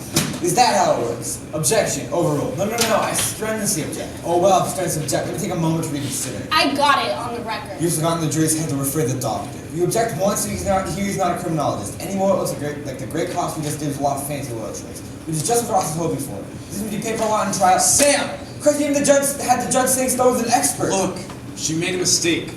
It's not religion. Sorry, I'm gonna piss you. I'm gonna call my wife. Why do you hate them so much? They beat up on a weekly. That's all they did. There was this smoke-filled coffeehouse crap. They tortured and tormented a weak kid. It wasn't just that night. Read the letters. It was 8 months. They beat up and they killed him. And why? Because he couldn't run very fast. Do you think the argument we're going to make on Monday is legally sound? I think the argument we're going to make on Monday is morally reprehensible. Since when do lawyers get to decide what's morally reprehensible? Since when do Marines decide which laws they're going to obey? Right. It's enough, both of you. Joe, he's busting his ass with these guys. Doesn't have to be friends with them. And Sam, the only Marines that we're concerned about are Dawson and Downey. Now, both of you take the night off. Danny, I mean it. We've been working for 2 weeks straight, for 18 hours. Spend the night with your family, and Joe, do whatever you do when you're not here. We'll work in the morning. No. Sam, I mean it. Take the night off. I'll take tomorrow off. Sam, you had a pretty good day. You got to hand it to Ross, though. He's very good. Yes, 7 questions were redirect. He said the jury to bed with the image to Walter Stone's personal pocket. He said Stone's pocket with 7 questions. I think he's just one of them. Ah, it's depressing. How much damage did I cause? Doesn't matter. Are you saying it doesn't matter because it's water in the bridge, or are you saying it doesn't matter because I didn't cause that much damage? I'm saying it doesn't matter because we'll never know, and there's nothing I can do about it. Good, that's a good attitude. What made you become a lawyer for the Navy anyway? They wouldn't let me fly planes or drive boats. You were like the 7th of the strangest women I've ever met. I know. I'm the girls guys like you hated in 6th grade. Joe, you're the kind of girls like You're the kind of girls guys like me tortured in 6th grade. I'll see you tomorrow. Why do you like them so much? At this moment, there's probably no one in the world that Dawson dislikes more than you. Someone fired a bullet at you, he'd stand in front of the bullet without thinking it twice. Don't worry about the doctor. This trial starts Monday.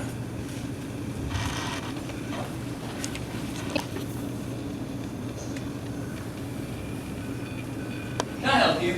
Oh God, I hope so. I've been getting the runaround all morning. I'm Gilbert Hamilton, Baltimore Sun-Times. Hey, great sports section. Oh, the best. What can I do for you? Well, I'm doing a 2-part feature on air travel around the Army bases, but I'm mostly focusing on Naval Air Station, Guantanamo Bay, and Andrews Air Force Base. Sounds interesting. I have a question. Do you keep on file a record of the incoming and outgoing flights? Sure, anything that isn't classified. We have copies of all the daily tower chief logs. Oh, isn't that right? Yeah, we have passenger manifests, flight logs. We just have the copies of the original state of the base. Oh, that's no problem. I just need copies of the tower chief logs for Guantanamo Bay and Andrews Air Force Base, the night of July 6th and the morning of July 7th.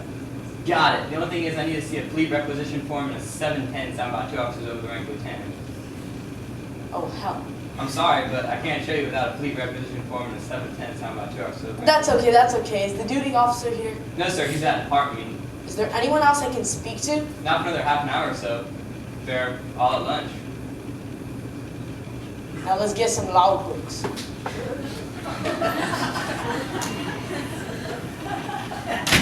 I wanna be a recon ranger. I wanna live a life of danger. I wanna live a life of danger. Stand tall, do it again, sing it loud. 3, 4, sound off. 1, 2, 3, 4. 1, 2, 3, 4.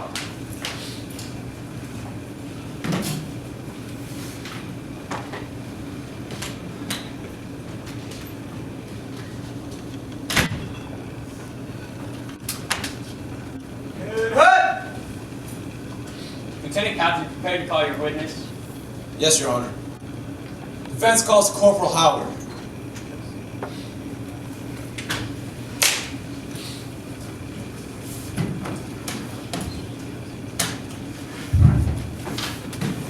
Would you state for the record your full name, rank, and current billet, please?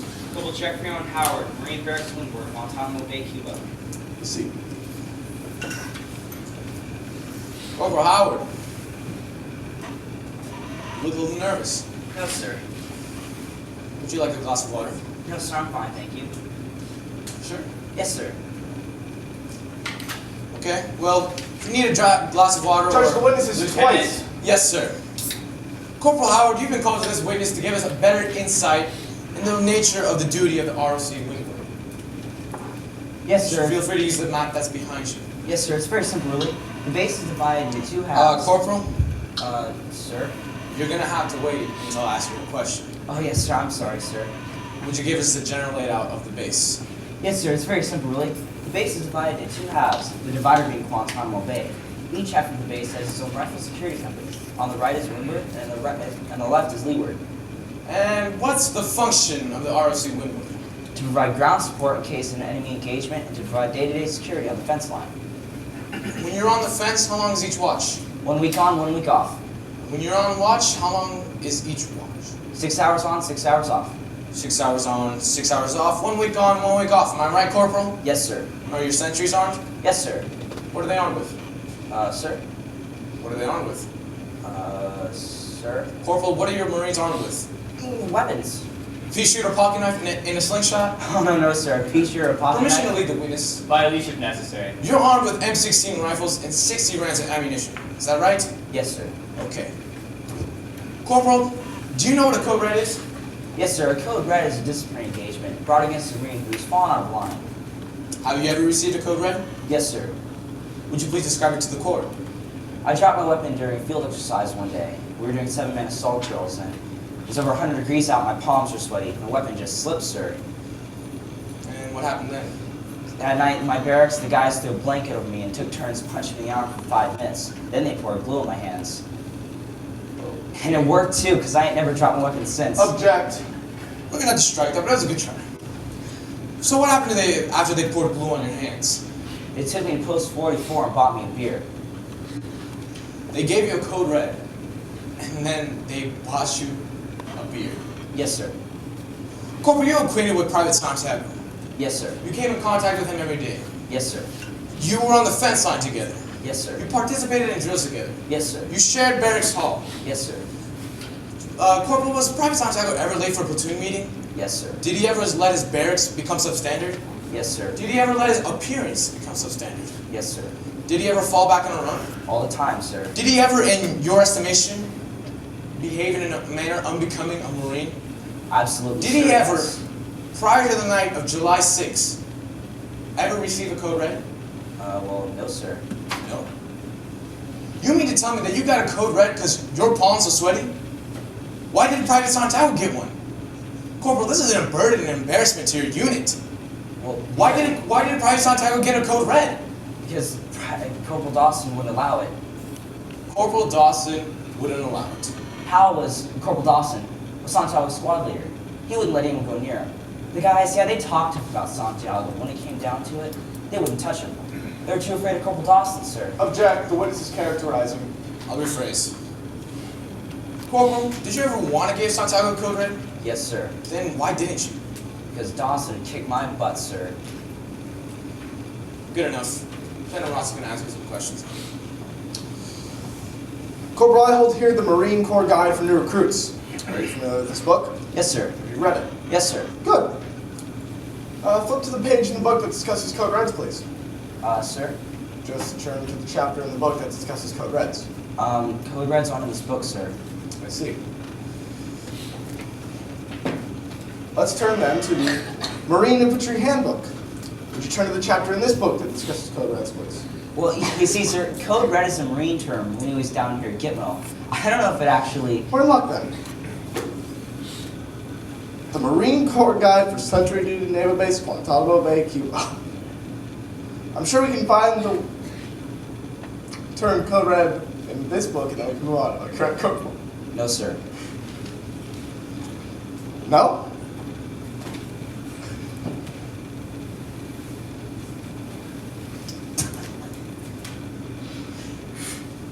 Lieutenant Ross, is there a problem? No, sir. I'm a Marine. Is there no book, no order, set of pamphlets?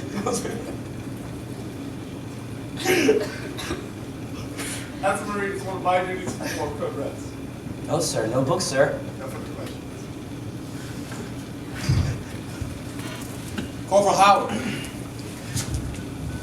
would you turn to the page in this book where it shows the men's enlisted mess hall is? Lieutenant Caffey, that's not in the book, sir. No? You mean to tell me you've been stationed at Gitmo for 13 months? You never had a single meal? No, sir. 3 squares a day. I'm confused. Then how do you know where the mess hall is? I guess I just followed the crowd at chow time, sir. No more further questions. Thank you, sir. We'll take a 5-minute recess. Don't even go too far. Good hut! As you were.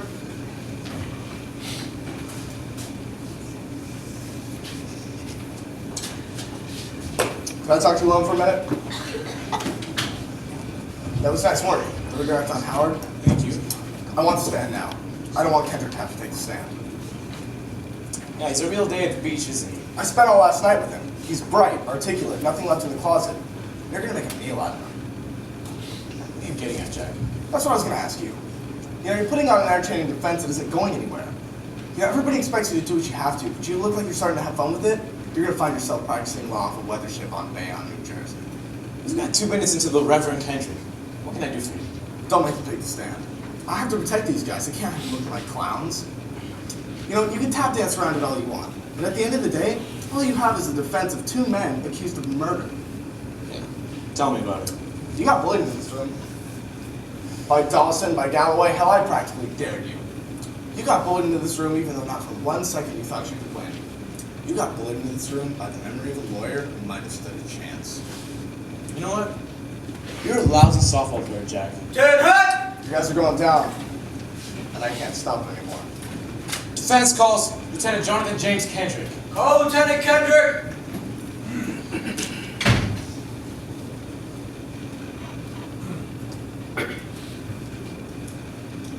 Lieutenant, would you state for the record your full name, rank, and current billet, please? Lieutenant Jonathan James Kendrick, executive officer, Rifle Security Company, Windward, Guantanamo Bay, Cuba. See. Lieutenant Kendrick, in your honest opinion, was Santiago a good Marine? I'd say he was about average. Lieutenant Kendrick, you co-signed 3 proficiency and conduct reports on Santiago, and all 3 of them, you gave him a rating of below average.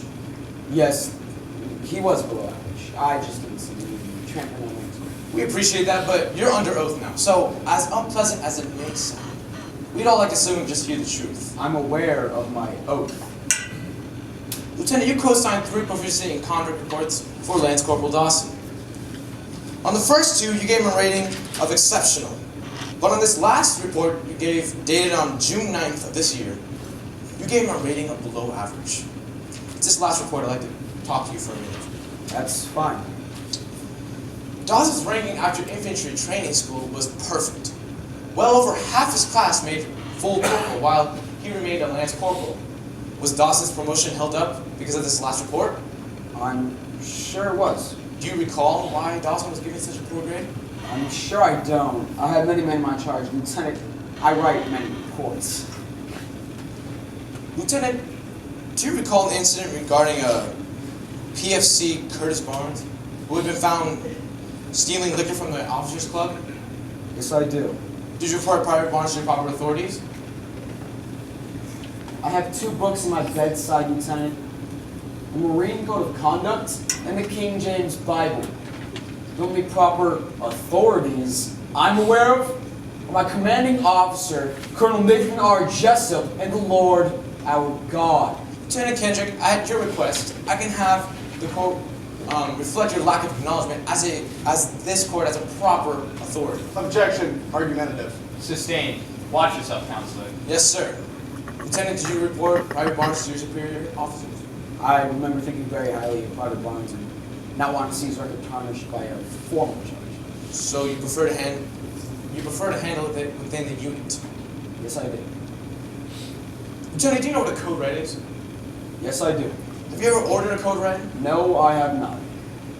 Lieutenant, did you order Corporal Dawson and 2 other men to specifically give Curtis Barnes no food or drink except for water for a period amount of 5 days? That's a distortion of the truth. Private Barnes was placed on barracks restriction. He was given water and vitamin supplements. And I assure you that no time is a supplement any day. The court can remind the jury that Lieutenant Kendrick is not a medical expert and doesn't have the first clue as to whether Curtis Barnes' health was endangered. The members are cautioned. Lieutenant, wouldn't this form of discipline be considered a code red? Not necessarily. If I called the other 379 members of the ROC Windward, would they say it was a code red? Object. Witness can't possibly testify to what 379 Marines would say. We object this entire line of questioning as irrelevant and argumentative badgering of the witness. Lieutenant Cappy, I would remind you that you're currently questioning a Marine officer with an impeccable service record. Yes, sir. I'm overruling your objection. Your Honor, I'm withdrawing the question. Lieutenant, did you give Corporal Dawson a poor grade on his last report because you had found... Corporal Dawson received a rating of below average because he committed a crime. What crime did he commit?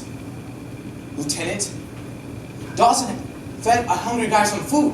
What crime did he commit? He disobeyed an order. And he was practicing his own set of values, and because he did, he was punished.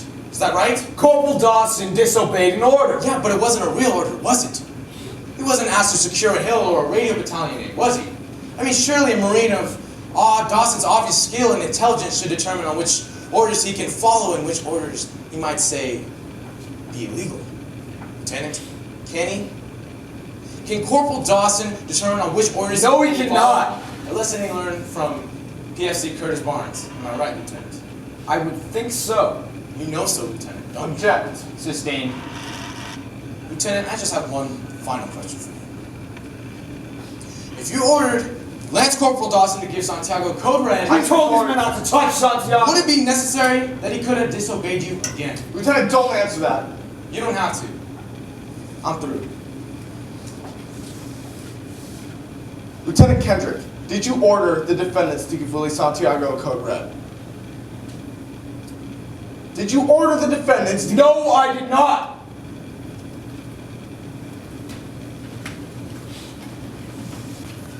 This is outside your door. It's marked here as an appraisal. What is it? I don't know. My ex-villain is failing me today. Over the damn thing. Hey, Mr. Sunshine. Knock it off. Anyone want anything from the kitchen? You, please. Sam, Oh, you. you want a yoo-hoo? Yeah? Okay. I want a yoo-hoo. Is that such a big deal? He asked for a yoo-hoo and he's asking for the correct time. I asked for a yoo-hoo and the whole world's coming to an end. What's in the envelope? Danny? It's from Marcus.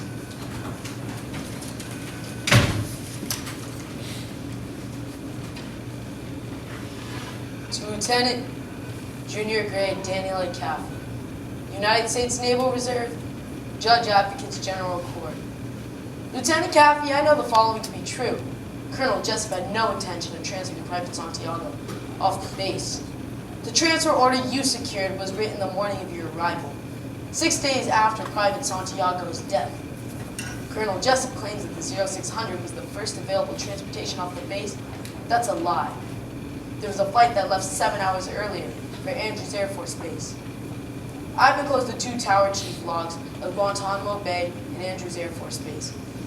You'll notice in the Guantanamo log, Colonel Jessup has removed the departure entry, but the arrival entry is still in the Andrews log. Lieutenant, please don't waste valuable time trying to find me. Save these men. Always, Captain Matthew Andrew Markinson, United States Marine Corps. Son of I don't believe this. Son of a... Call the DOD. See if they're missing anything. We're home. I gotta go tell out it. Forget about Donnie. We need to pull every string we got. FBI, CIA. Let's hire our own guys if we have to. Why? We got the logbooks in the letter. The logbooks are photocopies and there's no signature. They're not admissible. A Navy orderly was held up at gunpoint by a man posing as a reporter for the Baltimore Sun-Times. I'll get the originals. Don't bother. Jessup already knows about it by now. He fixed the originals by now. I bet money on it. We'll find Markinson. How hard can it be? The man walked into the Pentagon and stole government property at gunpoint. We didn't know about it until he sent us a note. And Jessup can just fix logbooks. Is Downey ready for tomorrow? Yes. Is he sharp? Absolutely. Do you think we can find Markinson? Yes. Do you? Yes. Keep this from Ross for 24 hours. We don't have a discovery obligation.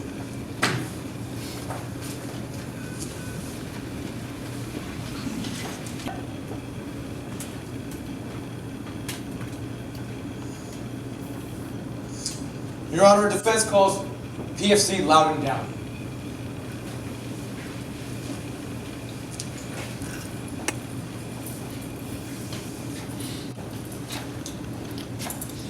Would you raise your right hand and place your left hand on this Bible? Do you swear that the testimony you will give in this general court-martial will be the truth, the whole truth, and nothing but the truth, so help you God? Yes. Let's see.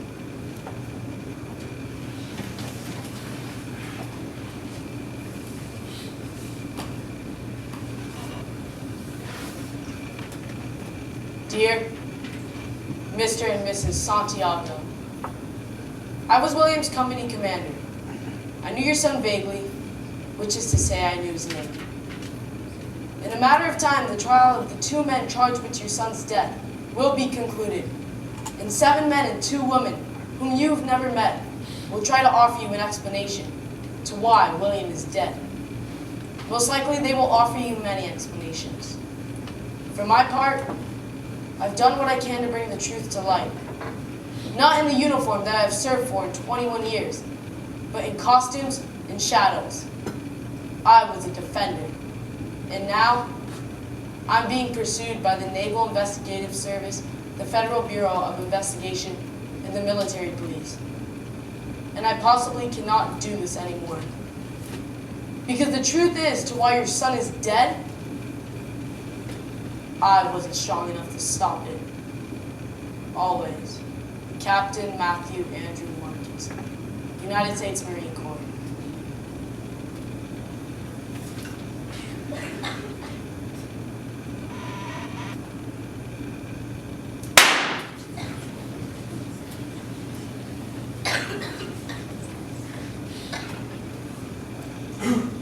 We're taken into custody. The military officers and we're taken to the brig. Private, I just have one final question.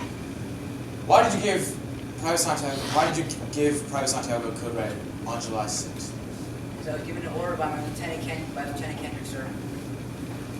Thank you. The witness. Private, for the day of 6th July, the switch log has you down at post 39 until 1600. Is that correct? Sure it is, sir. Keep that log pretty good. About how far is post 39 from the Winwood Barracks? It's a ways, sir. Tonight, About how far by jeep? about 10, 15 minutes. You ever had to walk it? Yes, sir. That day, Friday, I was DDL. Pickup private, sir. That's why I drops out our post picks us up. Also, because you get all the girls in New York City. Pickup got a flat, right at 39. Pulled up, and blam, a flat with no spare. Two of us had double time back to the barracks. And if it's 10 or 15 minutes by jeep, it must be a good hour by foot, like close. Pickup ended at 45 flat, sir. Not bad. And you say that your assault on Santiago was the result of an order given to you at a platoon meeting in 1620. Yes. How could you have been at a platoon meeting in 1620 if you didn't make it back to the Winwood Barracks until 1645? Sir. Private, you just said you didn't make it back to the Winwood Barracks until 1645. You see, sir, there was a flat tire. Did Lieutenant Kendrick ever tell you to give William Santiago code red? Ma'am. Please, the court, I'd like to request a recess in order to confer with my client. Who told you to give Santiago code red? Ma'am. Private Downey has rights. Private Downey has been read his rights, Commander. Question will be repeated. How? Who told you to give Santiago the code red? Did Dawson tell you to do it? Don't look at him, look at me. Sir. Private! Answer the lieutenant's question. Yes, Lieutenant. I was given an order by my squad leader, Lance Corporal Harold W. Dawson, of the United States Marine Corps, and I followed it. When you get back, take a shower, hit the rack. Take a shower, hit the rack. Oh no, not me. Oh no, not us. What do you do when you get back? Polish up for sneak attack.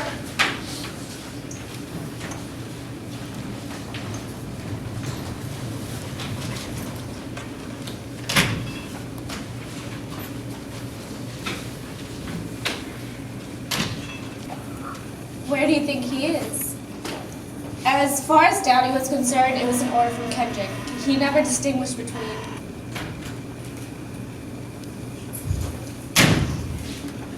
Danny, I'm so sorry. Don't worry about it. Sam and I were just talking about how all we really need to do is put some witnesses on the stand who can talk about implied orders. Maybe put Dawson back on the stand, maybe put Dawson. Maybe if we work at it, we can get Dawson charged with the Lindbergh baby. Are you drunk? Pretty much, yeah. I'll make a pot of coffee. Go on, let's work ahead. She gonna make some coffee. He wasn't even there. He wasn't even at the meeting. Well, that was the important part of the information, don't you think? It was a setback, but we fix it. We fix and we go back to Margison's dead. He was in a full dress uniform, drew a nickel-plated revolver from his holster, and fired a bullet right into his mouth. He was at the Bellway Motor Lodge. It's 3 blocks from here. Anyway, since we've been out of witness, I thought I'd drink a little. I still think we can win. And maybe you should drink a little. We go to Randolph right now. We got a 24-hour continuance. And why would we do that?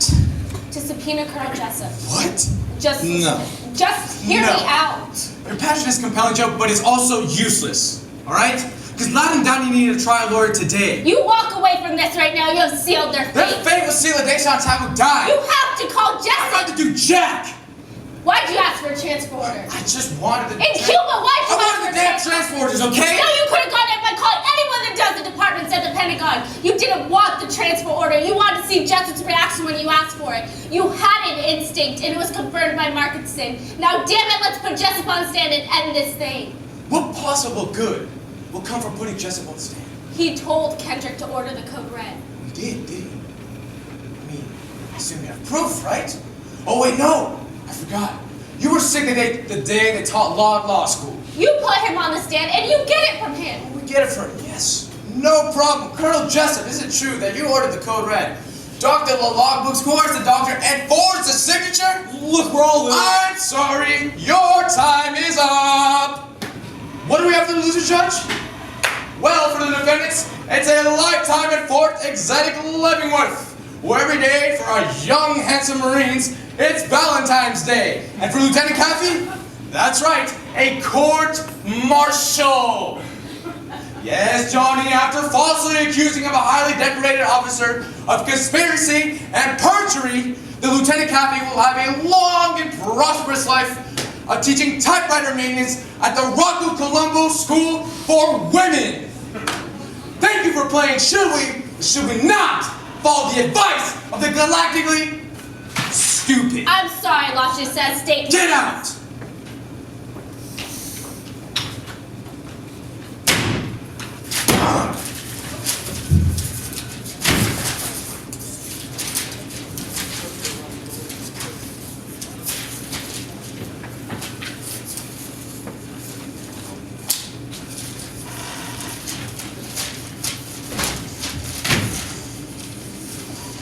Sam, stop.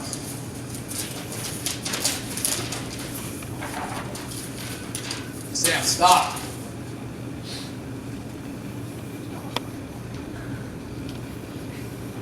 Is your father proud of you? Don't do this to yourself.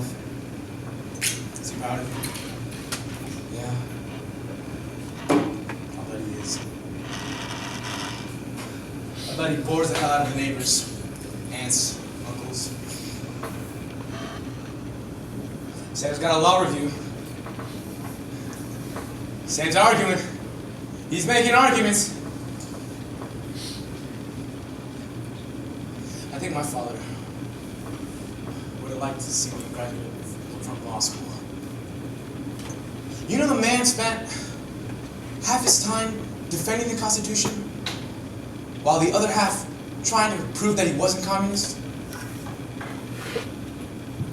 And he died young. And he died tired. I'm very angry about this. Listen, he would have been proud of you yesterday. You should have seen yourself under away Kendrick. It's a sight to see. He would have been proud of you yesterday. What about today? Today you did the best you could. We gotta go talk to Dawson now.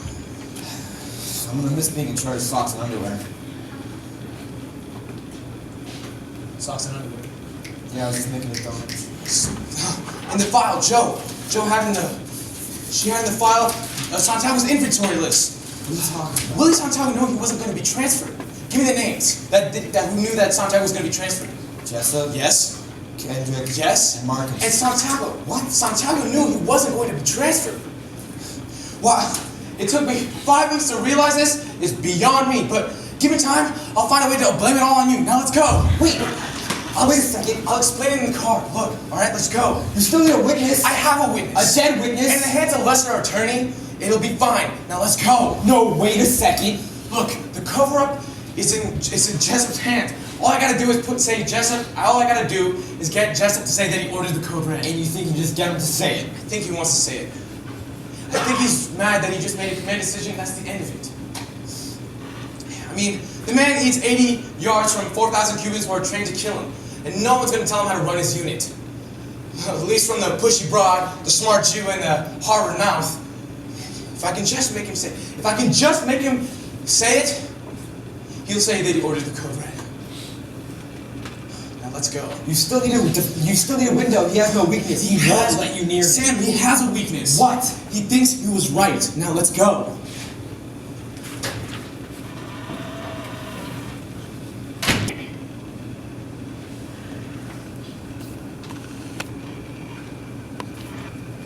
Hey Sam, you ever heard of the story of Commander Galloway and Lieutenant Colonel Nathan Jessup? I believe I have, Danny. Story of courage and conviction, is it not? Right you are. Commander Galloway had and she was investigating a crime and she needed a colonel to answer a question. This colonel's a very intimidating character, I've heard. Well, to some people it's which nightmares are made out of. But not Commander Galloway? No, sir. Commander Galloway ain't scared of nothing. She had a question and she needed an answer. She was confident, she was relentless, and she did her job. What do you want? I want to talk to you about PFC Loudon Downey and Lance Corporal Harold W. Dawson.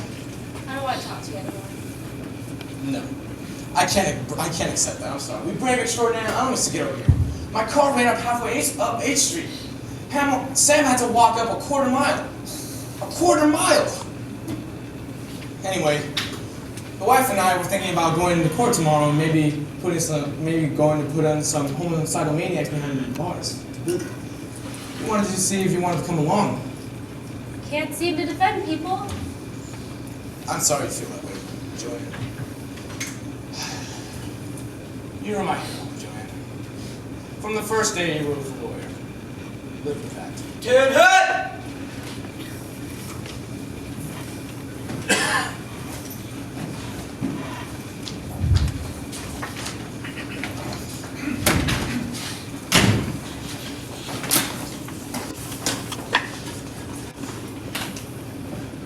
Lieutenant Captain, you prepared to call your witness? Yes, sir. Defense calls Colonel Nathan Jessup. Colonel Nathan Jessup is called.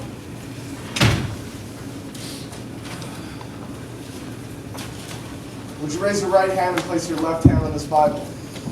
Do you swear that the testimony you will give in this general court-martial will be the truth, the whole truth, and nothing but the truth, so help you God? I do. Would you state your name, rank, and current billet for the record, please?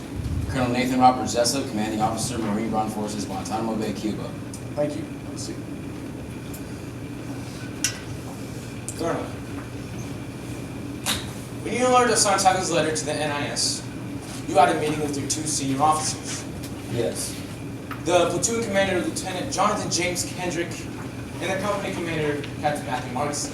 Is that right? That's right. And at present, Captain Markson is dead. Objection. I'd like to know exactly what the defense counsel is implying. I'm simply implying that Captain Markson, at present, is not alive. Surely Colonel Jessup didn't need to appear in this courtroom to convey that information. I just wasn't so sure that the colonel was aware that Captain Markson, 2 days ago, took his own life with a .45 caliber pistol.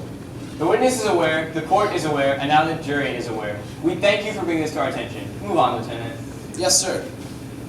Colonel, this time you gave an order to Lieutenant Kendrick, is that right? I ordered Kendrick to tell his men that Santiago was not to be touched. And you gave an order to Markson as well? I ordered Markson to have Santiago transferred off the base immediately. Why? I feared his life might be in danger once word of the letter got out. Great danger? Is there any other kind? We have a transfer order that you and Markson co-signed that Santiago be lifted off the first flight of Guantanamo Bay at 6 a.m. in the morning. Was this the first flight off the base? The O-600 was the first flight off the base. Colonel, you flew into Washington this morning. That's right. I noticed you're wearing your Class A dress uniform in your appearance at court today. As are you, Lieutenant. Did you wear that on the plane? Is this dialogue relevant to anything in particular? The defense didn't have enough time to depose of the witness, Your Honor. We'd asked the court for a little latitude. Very little latitude. Colonel, I wore fatigues in the plane. you brought your dress uniform with you. Yes. How about a toothbrush, change of underwear?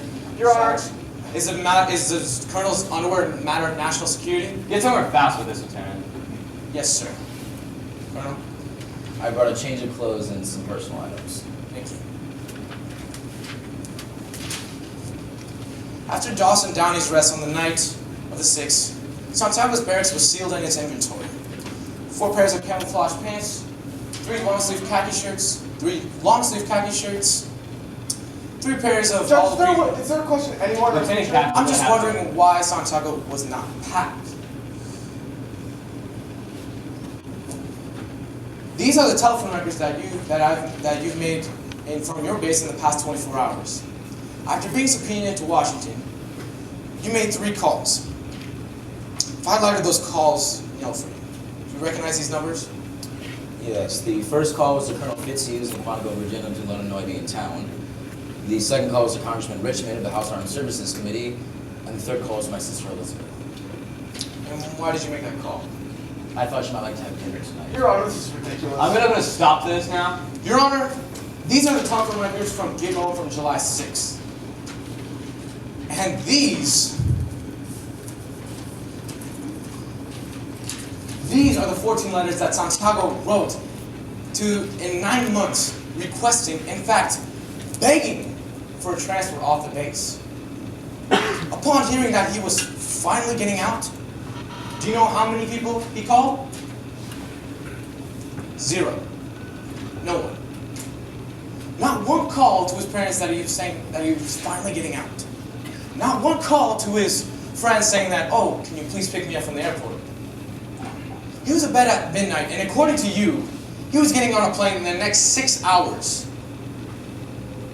You left for 1 day, and you packed a bag and made 3 calls. Santiago was leaving for the rest of his life, and he hadn't called or packed a soul. The fact is that Santiago wasn't going anywhere, was he, Colonel? Object, Your Honor. It's obvious that Lieutenant Cavalry's intention this day was to smear a high-ranking officer in the hope that the mere appearance of impropriety would point to the jury. It's my opinion that Lieutenant Cavalry reprimanded for his actions and the witness be excused with our deepest apologies. Overruled. Your Honor. Objections noted. Is this funny, sir? No, it's not. It's tragic. Do you have an answer for me, sir? Absolutely. My answer is that under the first name clue. Maybe he was an early riser and liked to pack in the morning. Maybe he didn't have any friends. I'm an educated man, but I'm sorry I can't speak intelligently about the tribal habits of William T. Santiago. But what I can tell you is that he was set to leave the base at 0600. Now, are these really the questions I was called in to answer? Phone bills and footlockers? Please tell me you have something more for me, Lieutenant. 2 Marines were on trial for their lives. Please tell me the lawyer hasn't been in the hopes to a phone bill. Do you have any other questions for me, Counselor?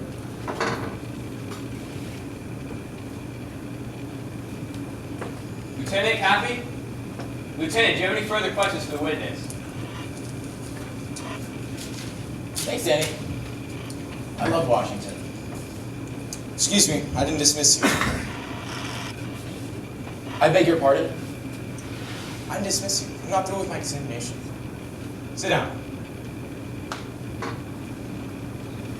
Colonel. What's that? I would like the man to address me as Colonel or Sir. I believe I've earned it. Defense counsel will address the witness as Colonel or Sir. I don't know what kind of outfit you're running here. And the witness will address this court as Judge or Your Honor. I'm quite certain I've earned it. Take your seat, Colonel. What would you like to discuss now, my favorite color? Colonel, the 6 a.m. flight. It was the first flight off the base. Yes. There wasn't a flight that left 7 hours earlier that landed at Andrews Air Force Base at 2 a.m.? Lieutenant, I thought we covered this. Your Honor, in just a moment, we'll be calling Airman Cecil O'Malley and Anthony Perez to the stand. O'Malley and Perez were working the ground crew on the morning of the 7th. Your Honor, these men weren't on the list. Rebuttal witnesses, Your Honor, called specifically to refute a testimony offered under direct examination. I'll allow the witnesses. Colonel, a moment ago... Check the tower logs for We'll get Christ's to the sake. airman in just a moment, sir. A moment ago, you gave an order to Kendrick that you ordered Kendrick to tell his men not to touch Santiago. That's right. And Kendrick was clear on what he wanted? Crystal. Any chance he ignored the order? Ignore the order. Any chance he forgot about it? No. Any chance he left your office and said, ah, the old man's wrong? No. When Kendrick spoke to the platoon and told them not to touch Santiago, any chance their men forgot about the order? Have you ever served in an infantry unit, son? No, sir. Ever served in a forward order? No, sir. Ever put your life in another man's hands and ask him to put his in yours? No, sir. We follow orders, son. We follow orders or people die. It's that simple. Are we clear? Yes, sir. Are we clear? Crystal. Colonel, I'll just have one final question before I call Cecil O'Malley to the stand. If you ordered Kendrick not to touch Santiago, if you ordered Kendrick and his men to not touch Santiago, then why was it necessary to transfer him off the base? I'm sorry, would you repeat that? If you ordered Kendrick to tell his men not to touch Santiago... Private Santiago was being transferred because it's a substandard... That's not what you said, though. He was being transferred because he was in grave danger. Yes, that's correct. You said danger. Yes, I know what I said. Then I can have the court repeat it. I know what I said. I don't need it read back. Then why did you order him? Colonel? Why did you order... Sometimes men see matters with their own No, hands. sir. You made it just clear a moment ago that your men never take their matters into their own hands. Your men follow orders or people die. So Santiago shouldn't have been in any harm, should he, after him? It's a paradox, isn't it? You know. You little bastard. Your Honor, I'd like to request a I'd like an answer to the question, Judge. That makes two of us. When Kendrick told his men not to touch Santiago, why was it necessary to transfer him off the base?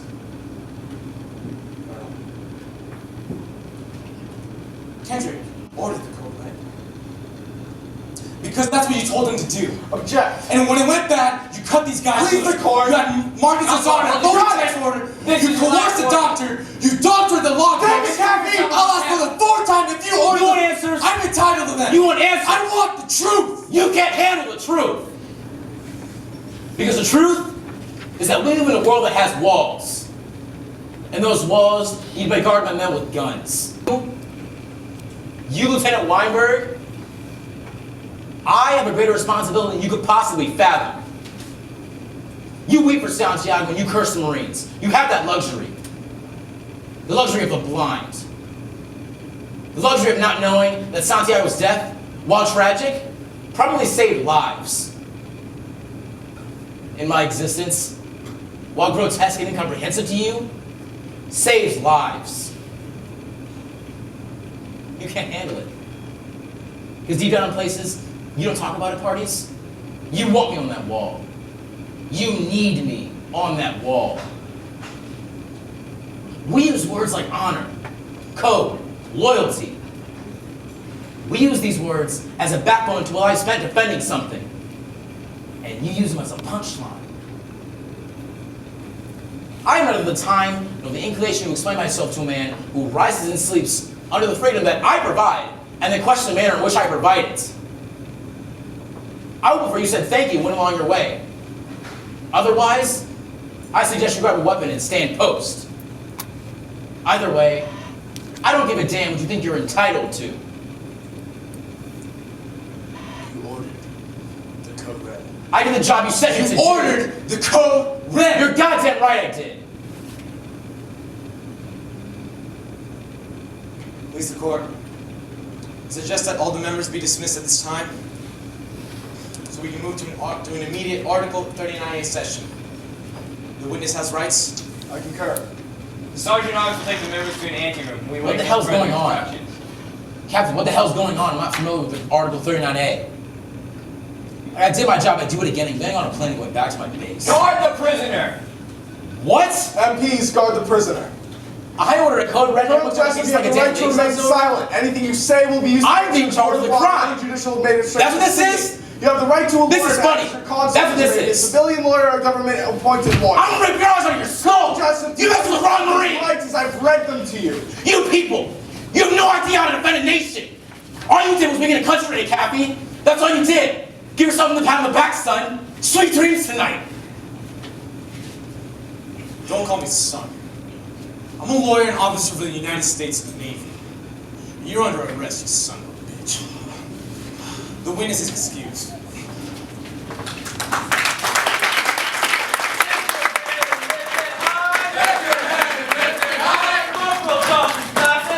Corporal Dawson's passing by. Left, right, 1, 2. Sing it loud. Do it again. 3, 4. Sound off. Right, left. Zebra. On the charge of murder in the second degree, the members find the defendants not guilty. On the charge of conspiracy to commit murder, the members find the defendants not guilty. On the charge of conduct unbecoming of a United States Marine, the members find the defendants guilty as charged. The court hereby sentences the defendants to time served in the brig up until this point and dishonorable discharge from the United States Marine Corps. This court-martial is adjourned. No. Harold, I'm sorry. It's not as bad as it seems. I don't understand. What did you do wrong? Look. No, Colonel Jesse, you ordered the code red. I know, but Colonel Jesse said you ordered the code red. What did you do wrong? Ask Dawson. We did nothing wrong.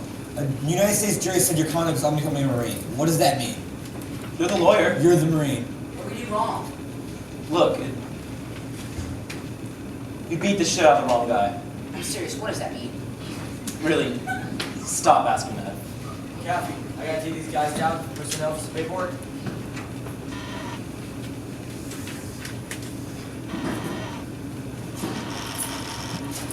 Harold, Sir, you don't have to have a patch on your arm to have honor.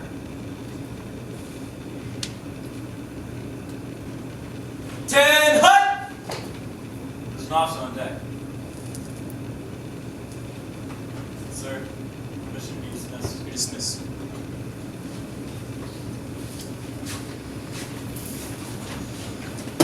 Airmen Cecil O'Malley and Anthony Perez. What are they? Second base and shortstop for Toledo Buttheads? I wouldn't lie to the court, Jack. O'Malley and Perez were working the ground crew the morning of the 7th. And they saw the plane land. I said that. Good job. The people have a court, Jack. I mean, the people have a case, Jack. See you on the campus. Gotta go arrest Kendrick. Tell him I said hi. Celebration. I'm buying. Sam? No, thank you. I'm gonna go home and talk to my daughter. She's got to be bilingual by now. So what's next for you? Staff Sergeant Hector Baines. Got caught watching a movie during company time. What about you? Me? Oh, you know the usual. No legal. So how about it? Want to have a drink? I'll come back to you later. I gotta get started with my pro-com report on Hector Baines. You know, you are like one of the 7 strangest men I've ever met.